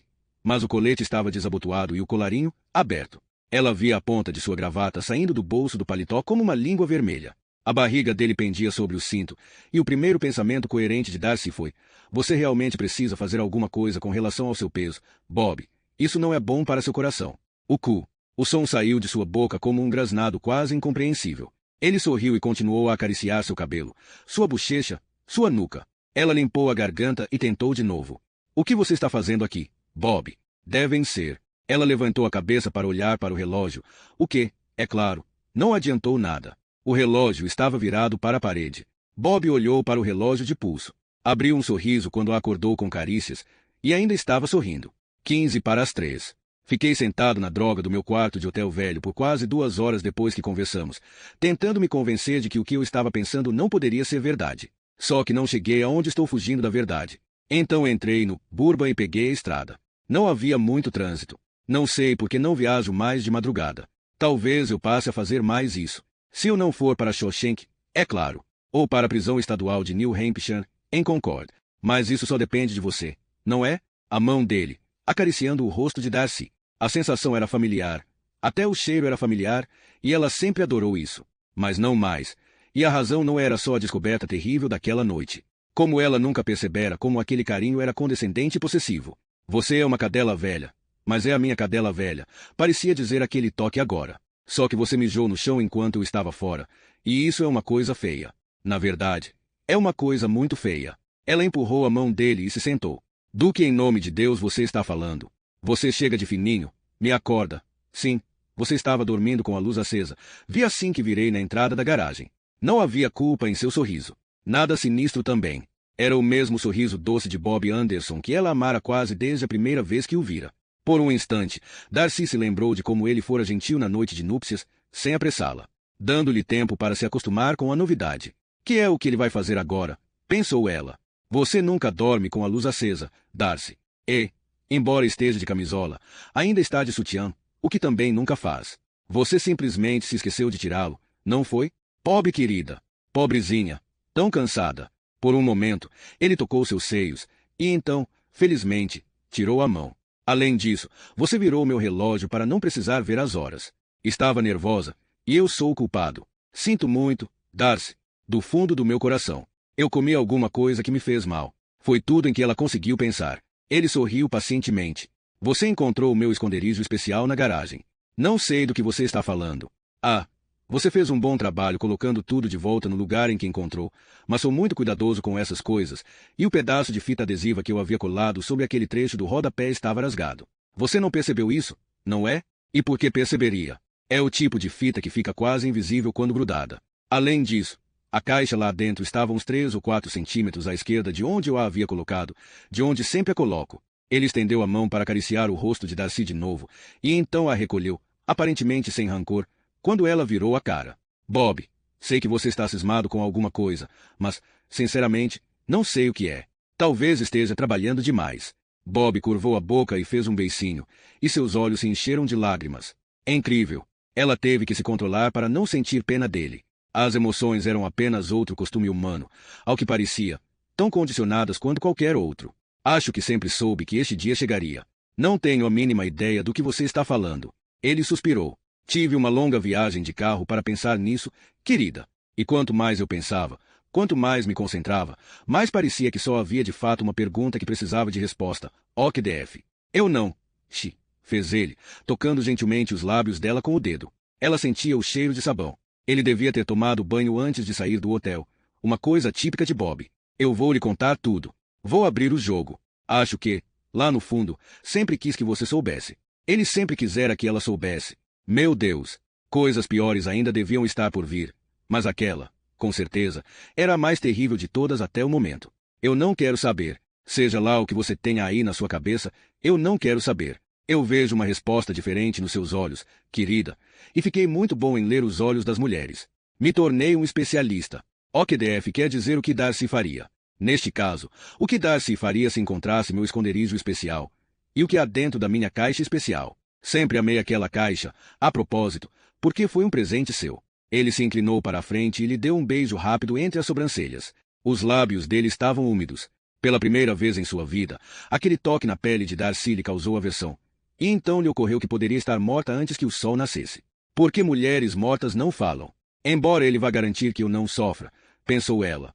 Primeiro, me perguntei se o nome Marjorie do vô a faria se lembrar de alguma coisa. Eu gostaria de ter respondido a essa questão com um grande não, mas, às vezes, um cara tem que ser realista. Você não é a maior viciada em noticiários do planeta, mas já vivemos juntos tempo bastante para eu saber que acompanha as notícias principais da TV e do jornal. Imaginei que você se lembraria do nome, ou, se não, que poderia reconhecer a foto na carteira de motorista. Além disso, pensei, ela não ficará curiosa em saber por que estou com esses documentos. As mulheres são sempre curiosas. Veja só Pandora. Ou a esposa do Barba Azul, pensou Darcy. A mulher que espiou o quarto trancado e encontrou a cabeça cortada de todas as ex-esposas dele. Bob, juro que não tenho ideia do que você está a fal. Então a primeira coisa que fiz quando voltei foi ligar seu computador, abrir o Firefox, que é o navegador que você sempre usa, e checar o histórico. Checar o quê? Ele riu como se ela tivesse dito algo muito espirituoso. Você nem mesmo sabe. Achei que não saberia. Por quê? Toda vez que eu olho, está tudo lá. Você nunca o limpa. Bob riu de novo. Como faz um homem quando a esposa age de um jeito que ele acha particularmente gracioso? Darcy sentiu os primeiros sinais de raiva. O que, provavelmente, era algo absurdo, dadas as circunstâncias, mas estava lá. Você fica fuxicando meu computador. Seu enxerido desgraçado. É claro que sim. Eu tenho um amigo muito mau que faz coisas muito más. Um homem nesse tipo de situação precisa saber o que se passa com as pessoas mais próximas. Desde que as crianças saíram de casa, tem sido você e somente você. Amigo mau? O amigo mau que faz coisas más? A cabeça de Darcy girava, mas uma coisa estava bastante clara. Continuar a negar seria inútil. Ela sabia. E ele sabia que ela sabia. E você não esteve só pesquisando sobre Marjorie do vô, disse Bob. E Darcy não notou vergonha nem tom defensivo em sua voz. Ele parecia apenas lamentar profundamente que as coisas tivessem acontecido daquela maneira. Você andou pesquisando sobre todas elas. Então riu e disse, ops, Darcy se recostou na cabeceira da cama, o que a afastou um pouco dele. E isso era bom. Manter distância era bom. Durante todos aqueles anos ela havia dormido ao seu lado, quadril com quadril, coxa com coxa, e agora a distância era algo bom. Que amigo mau! Do que você está falando? Ele inclinou a cabeça. O jeito de Bob dizer acho você burra, mas de uma maneira divertida. Brian. A princípio, ela não teve ideia de sobre quem ele estava falando e achou que devia ser alguém do trabalho. Talvez um cúmplice. Não parecia muito provável. Darcy sabia que Bob tinha tanta dificuldade para fazer amigos quanto ela, mas homens capazes de fazer aquele tipo de coisa às vezes tinham cúmplices. Afinal, os lobos caçam em bando. Brian Delahunt, disse ele. Não me diga que se esqueceu de Brian. Eu lhe contei tudo sobre ele depois que você me disse o que aconteceu com Brandolin. O queixo dela caiu. Seu amigo da escola, Bob, ele está morto. Ele foi atropelado por um caminhão enquanto corria atrás de uma bola de beisebol e está morto. Bem, Bob abriu um sorriso culpado. Sim e não. Eu quase sempre me refiro a ele como Brian quando falo dele com você, mas não era assim que eu o chamava na época da escola, porque ele odiava esse nome. Eu o chamava por suas iniciais. Eu o chamava de BD. Ela começou a perguntar o que uma coisa tinha a ver com a outra, mas então entendeu. É claro, BD, BAD.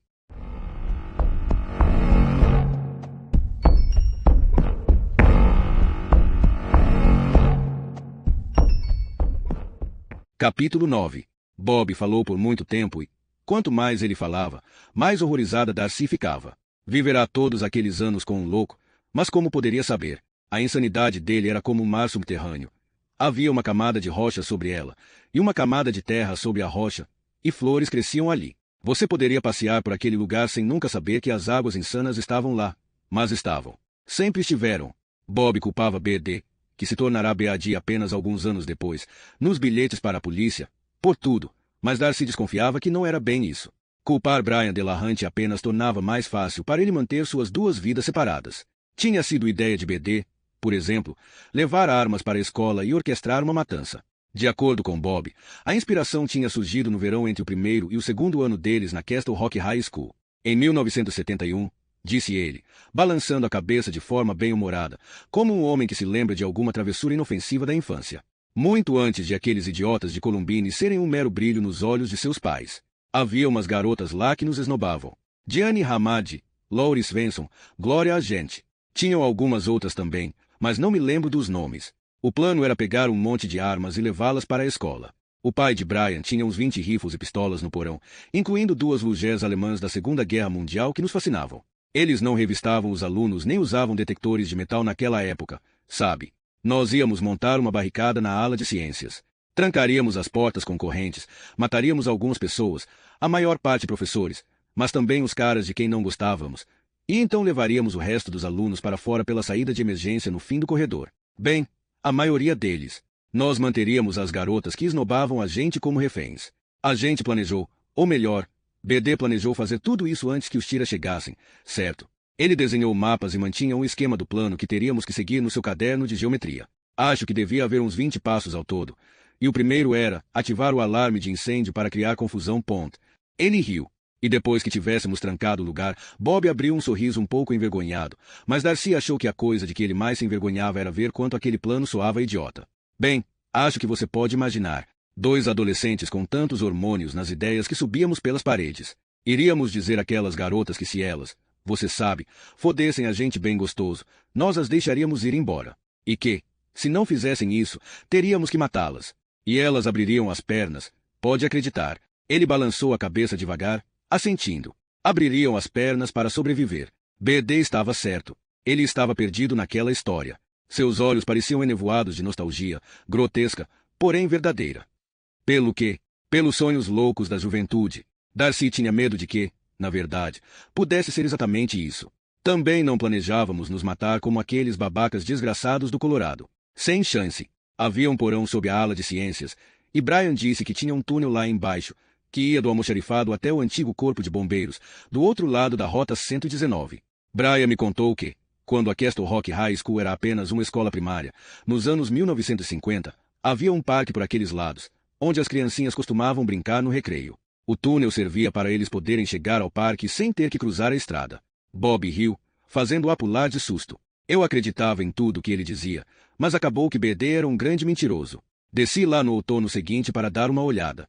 O almoxarifado estava lá, cheio de papéis e fedendo a tinta de mimeógrafo, mas, se havia um túnel, eu nunca o encontrei, e mesmo naquela época eu era muito meticuloso.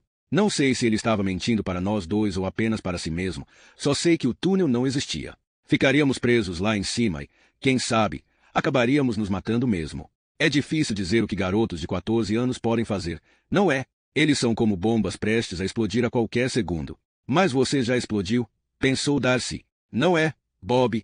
A gente provavelmente teria se acovardado, de qualquer jeito. Mas talvez não. Talvez tivéssemos tentado levar a cabo os nossos planos. BD me deixou todo animado, falando sobre como nós iríamos tocar as meninas primeiro, e então fazê-las tirarem as roupas umas das outras. Ele olhou para Darcy com o rosto sério. Sim, sei que isso soa apenas como fantasias punheteiras de garotos, mas aquelas meninas eram mesmo snobs. Quando tentávamos falar com elas, riam e saíam de perto. Depois se juntavam em um canto do refeitório, olhando para nós e rindo ainda mais. Então você não pode nos culpar de verdade, não é? Bob olhou para os dedos, que batiam sem parar nas coxas cobertas pela calça social, e depois de volta para Darcy. O que você precisa entender, o que realmente tem que perceber, é como Brian era persuasivo. Ele era bem pior do que eu. Era muito maluco.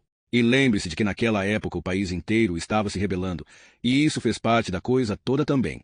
Duvido muito, pensou Darcy. A coisa mais incrível era como Bob fazia aquilo tudo soar quase normal, como se as fantasias sexuais de qualquer adolescente envolvessem estupro e assassinato. Ele provavelmente acreditava nisso, como também acreditara no mítico túnel de fuga de Brian Delahunty. Ou será que não? Como ela poderia saber? Afinal, ela estava ouvindo as lembranças de um lunático. Só era difícil de acreditar, ainda, que o lunático era Bob. Seu Bob. De qualquer forma, isso nunca aconteceu, continuou ele, dando de ombros. Foi nesse verão que Brian atravessou a estrada e morreu. Houve uma recepção na casa dele depois do funeral, e a mãe dele disse que eu podia subir até o quarto dele e pegar alguma coisa, se eu quisesse. Como uma lembrança, sabe? E eu queria. Pode apostar que sim. Peguei seu caderno de geometria, para que ninguém o folheasse e desse de cara com seus planos para a grande festa do tiroteio e da putaria de Castle Rock. Era assim que ele o chamava, sabe? Bob riu com melancolia. Se eu fosse uma pessoa religiosa, diria que Deus me salvou de mim mesmo. Ei, quem sabe, talvez exista algo, algum destino, que tem seus próprios planos para nós. E seu destino é torturar e matar mulheres? Perguntou Darcy. Ela não conseguiu se segurar. Ele olhou para ela com uma expressão reprovadora. Elas eram snobs, disse Bob, e levantou um dedo, como se fosse um professor. E também não fui eu. Foi Beady quem fez essas coisas. E eu disse fez por uma razão, Darcy. Eu disse fez, e não faz, porque tudo aquilo, para mim, ficou para trás. Bob, seu amigo BD está morto. Está morto há quase 40 anos. Você deve saber disso. Quer dizer, em algum nível você deve saber. Ele colocou as mãos para cima, um gesto bem-humorado de rendição. Você quer chamar isso de escapismo? É isso que um psiquiatra diria, eu suponho. E tudo bem se chamar. Mas, Darcy, ouça. Ele se curvou para a frente e pôs um dedo na testa dela, entre as sobrancelhas. Ouça e coloque isso na sua cabeça. Foi o Brian. Ele me contaminou com, bem, certas ideias, vamos dizer assim. E quando certas ideias entram na cabeça, é difícil tirá-las. É difícil colocar a pasta de dente de volta no tubo. Ele bateu palma, quase a fazendo gritar. Exatamente isso. É difícil colocar a pasta de dente de volta no tubo. Brian estava morto, mas suas ideias continuaram vivas. Aquelas ideias, pegar algumas mulheres e fazer certas coisas com elas, qualquer que fosse a ideia maluca que passasse pela nossa cabeça. Aquelas ideias se tornaram o fantasma dele, concluiu Bob, desviando o olhar para algum ponto acima e mais à esquerda. Darcy havia lido em algum lugar que as pessoas faziam isso quando contavam uma mentira deliberada. Mas importava mesmo se Bob estivesse mentindo, ou para qual deles estava mentindo. Ela achava que não. Não vou entrar em detalhes, disse ele. Não é coisa para uma mulher amorosa como você ouvir. E, goste ou não, e sei que no momento não, você ainda é o meu amor. Mas você precisa saber que lutei contra isso. Por 7 anos, lutei contra isso, mas aquelas ideias, as ideias do Brian, continuavam a crescer na minha mente. Até que finalmente eu disse a mim mesmo, vou experimentar uma vez, só para tirar isso da cabeça. Para tirar Brian da cabeça. Se eu for pego, tudo bem. Pelo menos assim vou parar de pensar nisso. Refletir sobre isso. Sobre como seria.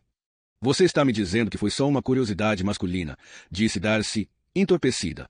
Bem, sim. Acho que se pode dizer isso. Ou como experimentar maconha para descobrir por que falam tanto disso. Ele deu de ombros modestamente, de um jeito meio infantil. Tipo isso. Não foi uma curiosidade, Bob. Não foi como experimentar maconha. Você tirou a vida dessas mulheres. Darcy não havia notado nenhuma culpa ou vergonha durante a conversa. O marido parecia incapaz de sentir essas coisas, como se o disjuntor que controlava aqueles sentimentos tivesse queimado, talvez até antes de ele nascer. Mas agora Bob olhava para Darcy com um ar irritado, como se achasse que ela havia sido injusta. Um olhar de você não me entende típico dos adolescentes.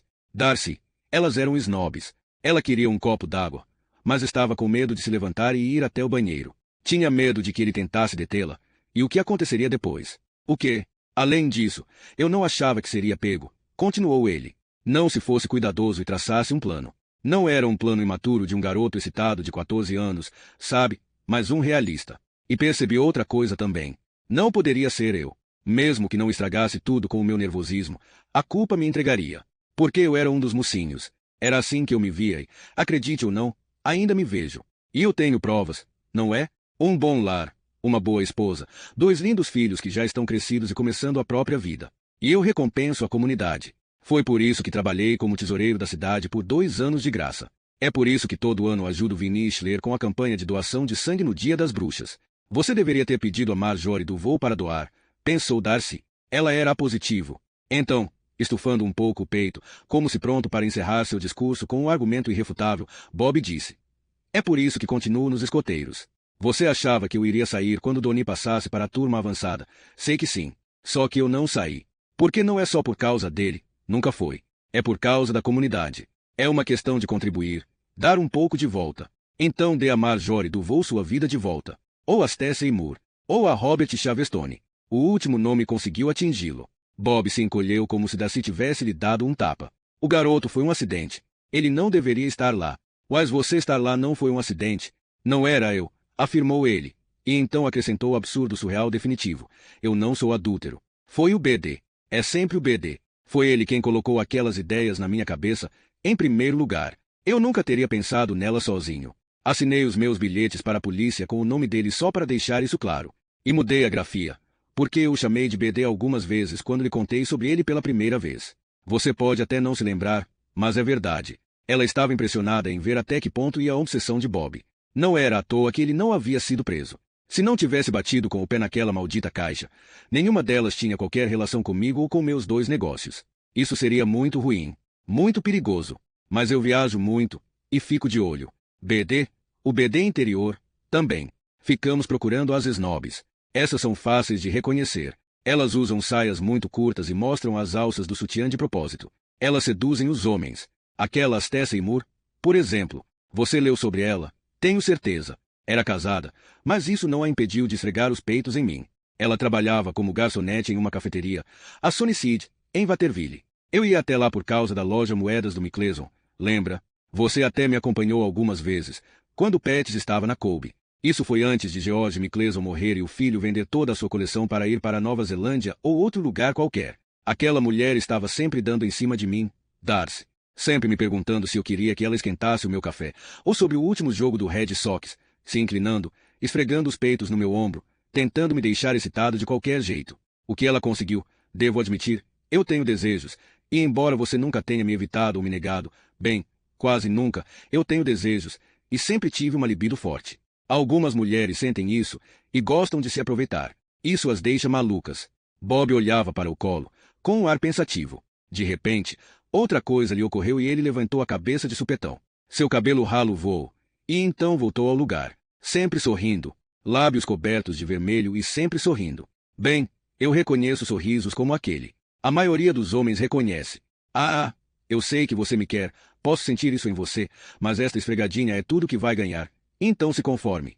Eu podia me conformar, mas não BD, não ele. Bob balançou a cabeça devagar. Há várias mulheres assim. É fácil descobrir o nome delas.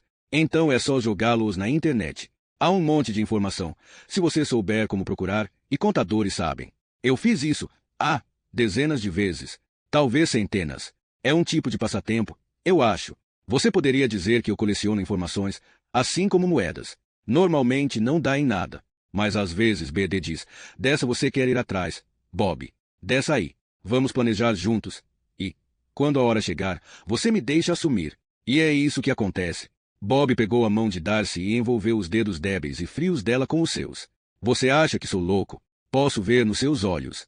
Mas não sou, querida. BD é louco, ou BAD, se prefere o nome público. A propósito, se você leu as matérias no jornal, saberá que eu inseri de propósito um monte de erros nos meus bilhetes para a polícia. Até escrevi os endereços errado. Eu guardo uma lista das palavras que já usei na minha carteira, para sempre fazer do mesmo jeito. Isso serve para enganá-los. Quero que eles pensem que BAD é burro ou, pelo menos, semi-analfabeto, e eles acreditam nisso. Porque eles são burros. Só fui interrogado uma única vez, anos atrás, e apenas como testemunha, cerca de 2 semanas após BD ter matado aquela tal de Moore. O policial era um velhinho manco, perto da aposentadoria. Ele me disse para ligar se eu me lembrasse de alguma coisa. Eu disse que ligaria. Essa foi ótima. Ele riu sem emitir som, como às vezes fazia enquanto assistiam a Modern Family ou Two and a Half Men. Era um jeito de rir que, até aquela noite, sempre a fizera achar ainda mais graça. Quer saber de uma coisa, Darcy? Se eles me pegassem no ato, eu admitiria. Pelo menos acredito que sim. Não acho que alguém possa ter 100% de certeza do que faria em uma situação dessas. Mas eu nem conseguiria confessar direito. Porque não me lembro muito dos, atos. É BAD quem faz tudo. E eu meio que, sei lá, fico inconsciente. Tenho amnésia. Alguma coisa assim. Ah, seu mentiroso. Você se lembra de tudo. Eu vejo isso nos seus olhos. E até mesmo na maneira como sua boca se curva para baixo nos cantos. E agora? Tudo está nas mãos de Darcellen. Bob levou uma das mãos dela até os lábios e a beijou, como se para enfatizar o que iria falar. Sabe quando dizem de brincadeira, eu poderia lhe contar, mas teria que matar você? Isso não se aplica aqui. Eu nunca poderia matar você. Tudo o que eu fiz, tudo o que construí, por mais modesto que possa parecer aos olhos de algumas pessoas, foi por você. Pelas crianças também, é claro, mas principalmente por você. Você entrou na minha vida, e sabe o que aconteceu? Você parou, disse ela. Ele abriu um sorriso radiante. Por mais de 20 anos. 16, pensou Darcy, mas não disse nada. Durante a maior parte desses anos, enquanto nós criávamos as crianças e lutávamos para fazer o negócio de moedas decolar, embora você tenha sido a maior responsável por isso, eu percorria toda a Nova Inglaterra cuidando de impostos e estabelecendo os alicerces. Foi você quem fez a coisa toda funcionar, disse Darcy, e ficou um pouco surpresa pelo que ouviu em sua voz. Calma e cordialidade. Você é que era o especialista. Bob pareceu quase emocionado o bastante para começar a chorar de novo, e, quando falou novamente, sua voz soou rouca. Obrigado, querida. Significa muito para mim ouvir você dizer isso. Você me salvou, sabe, de mais de uma maneira. Ele limpou a garganta.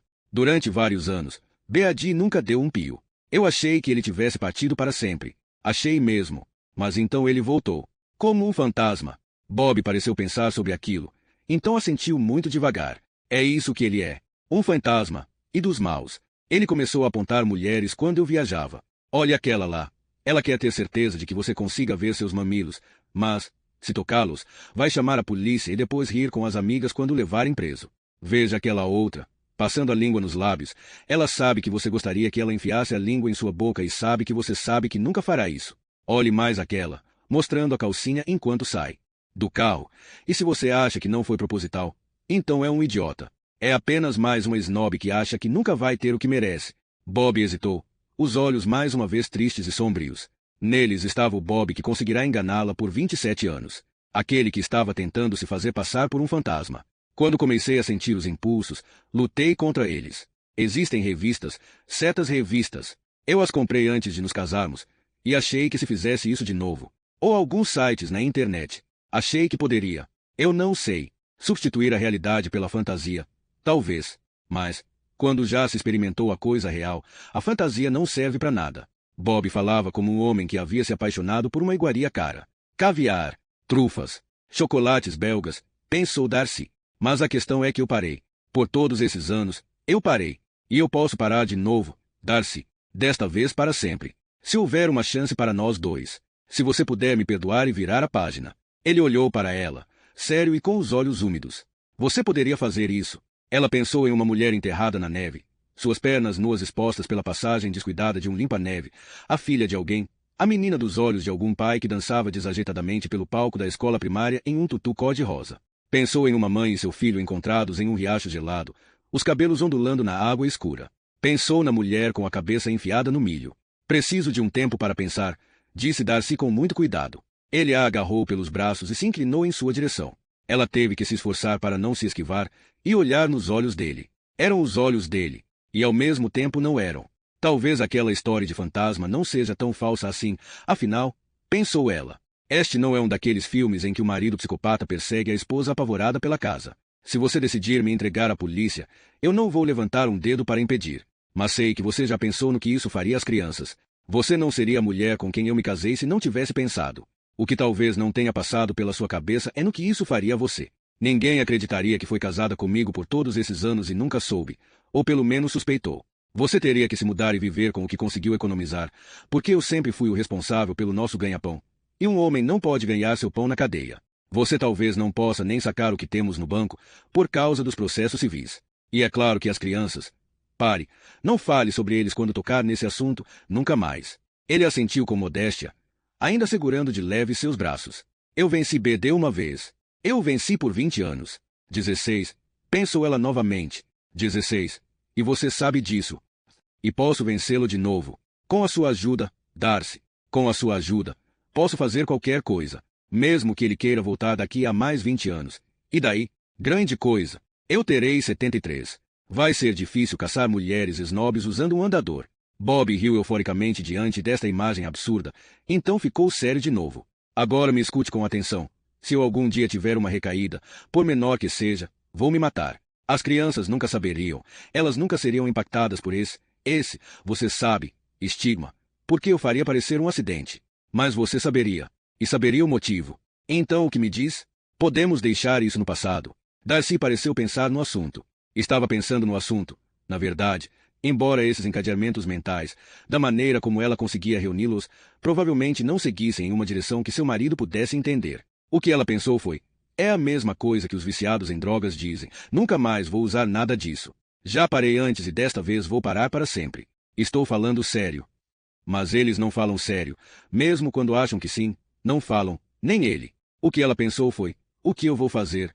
Não posso enganá-lo. Estamos casados há muito tempo. Uma voz fria respondeu àquela pergunta, uma que Darcy nunca suspeitara ter dentro de si, uma que talvez tivesse alguma ligação com a voz de BD que sussurrava para Bob sobre as mulheres snobs nos restaurantes, nas esquinas, inconversíveis com a capota abaixada, conversando e sorrindo umas para as outras nas varandas dos apartamentos. Ou talvez fosse a voz da garota sombria. E por que não? Perguntou a voz. Afinal, ele enganou você. E o que ela faria? Darcy não sabia. Só sabia que o agora era agora. E o agora precisava ser encarado de frente. Você teria que me prometer que vai parar, disse ela, falando muito devagar e com relutância. E tem que ser uma promessa séria, do tipo que não se volta atrás. O rosto dele pareceu tão aliviado, de algum modo muito infantil, que ela ficou emocionada. Eram raras as vezes em que ele se parecia com o menino que fora um dia. É claro que aquele também era o menino que planejara ir à escola armado. Eu vou, Darcy. Eu prometo. Prometo mesmo. Eu já lhe disse. E nunca mais vamos tocar nesse assunto. Entendido. E você não vai mandar os documentos de Marjorie do voo para a polícia. Ela viu a decepção, também estranhamente infantil, que surgiu no rosto dele quando disse isso, mas pretendia seguir em frente. Bob tinha que se sentir punido, nem que fosse apenas um pouco. Só assim ele acreditaria que a havia convencido. E não convenceu. Ah, Darcy, será que ele não convenceu? Eu preciso de mais do que promessas, Bob. Ações falam mais alto do que palavras. Cave um buraco no bosque e enterre os documentos daquela mulher. Quando eu fizer isso, a gente... Ela estendeu o braço e cobriu a boca dele com a mão. E se esforçou para soar severa. Chega. Certo. Obrigado, Darcy. Muito obrigado. Não sei pelo que você está me agradecendo. Então, embora pensar em Bob deitado ao seu lado lhe enchesse de repulsa e horror, ela se forçou a continuar. Agora troque de roupa e venha para a cama. Nós dois precisamos dormir um pouco.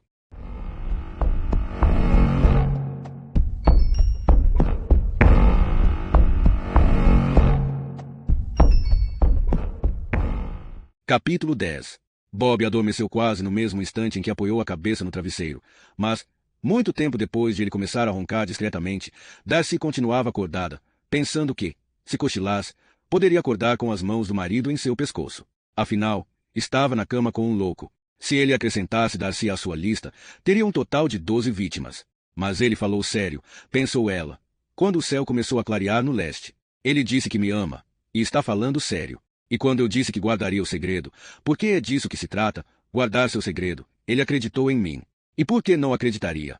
Eu mesma quase me convenci disso. E se ele conseguisse cumprir sua promessa? Afinal, nem todos os viciados em drogas fracassam na tentativa de se manter limpos. E mesmo que ela não pudesse guardar esse segredo por si mesma, não poderia fazer isso pelas crianças. Não posso. Não vou. Mas o que posso fazer? O que posso fazer? Foi enquanto pensava nessa questão que sua mente confusa e cansada enfim se deu por vencida, e ela adormeceu. Darcy sonhou que entrava na sala de jantar e encontrava uma mulher presa por correntes à longa mesa da marca Ita Allen que havia lá. A mulher estaria nua se não fosse um capuz negro de couro que cobria parte de seu rosto. Eu não conheço essa mulher. Essa mulher é uma estranha para mim, pensou Darcy no sonho. E então a voz de Petra soou sob o capuz. Mamãe, é você? Darcy tentou gritar, mas às vezes os pesadelos não permitem.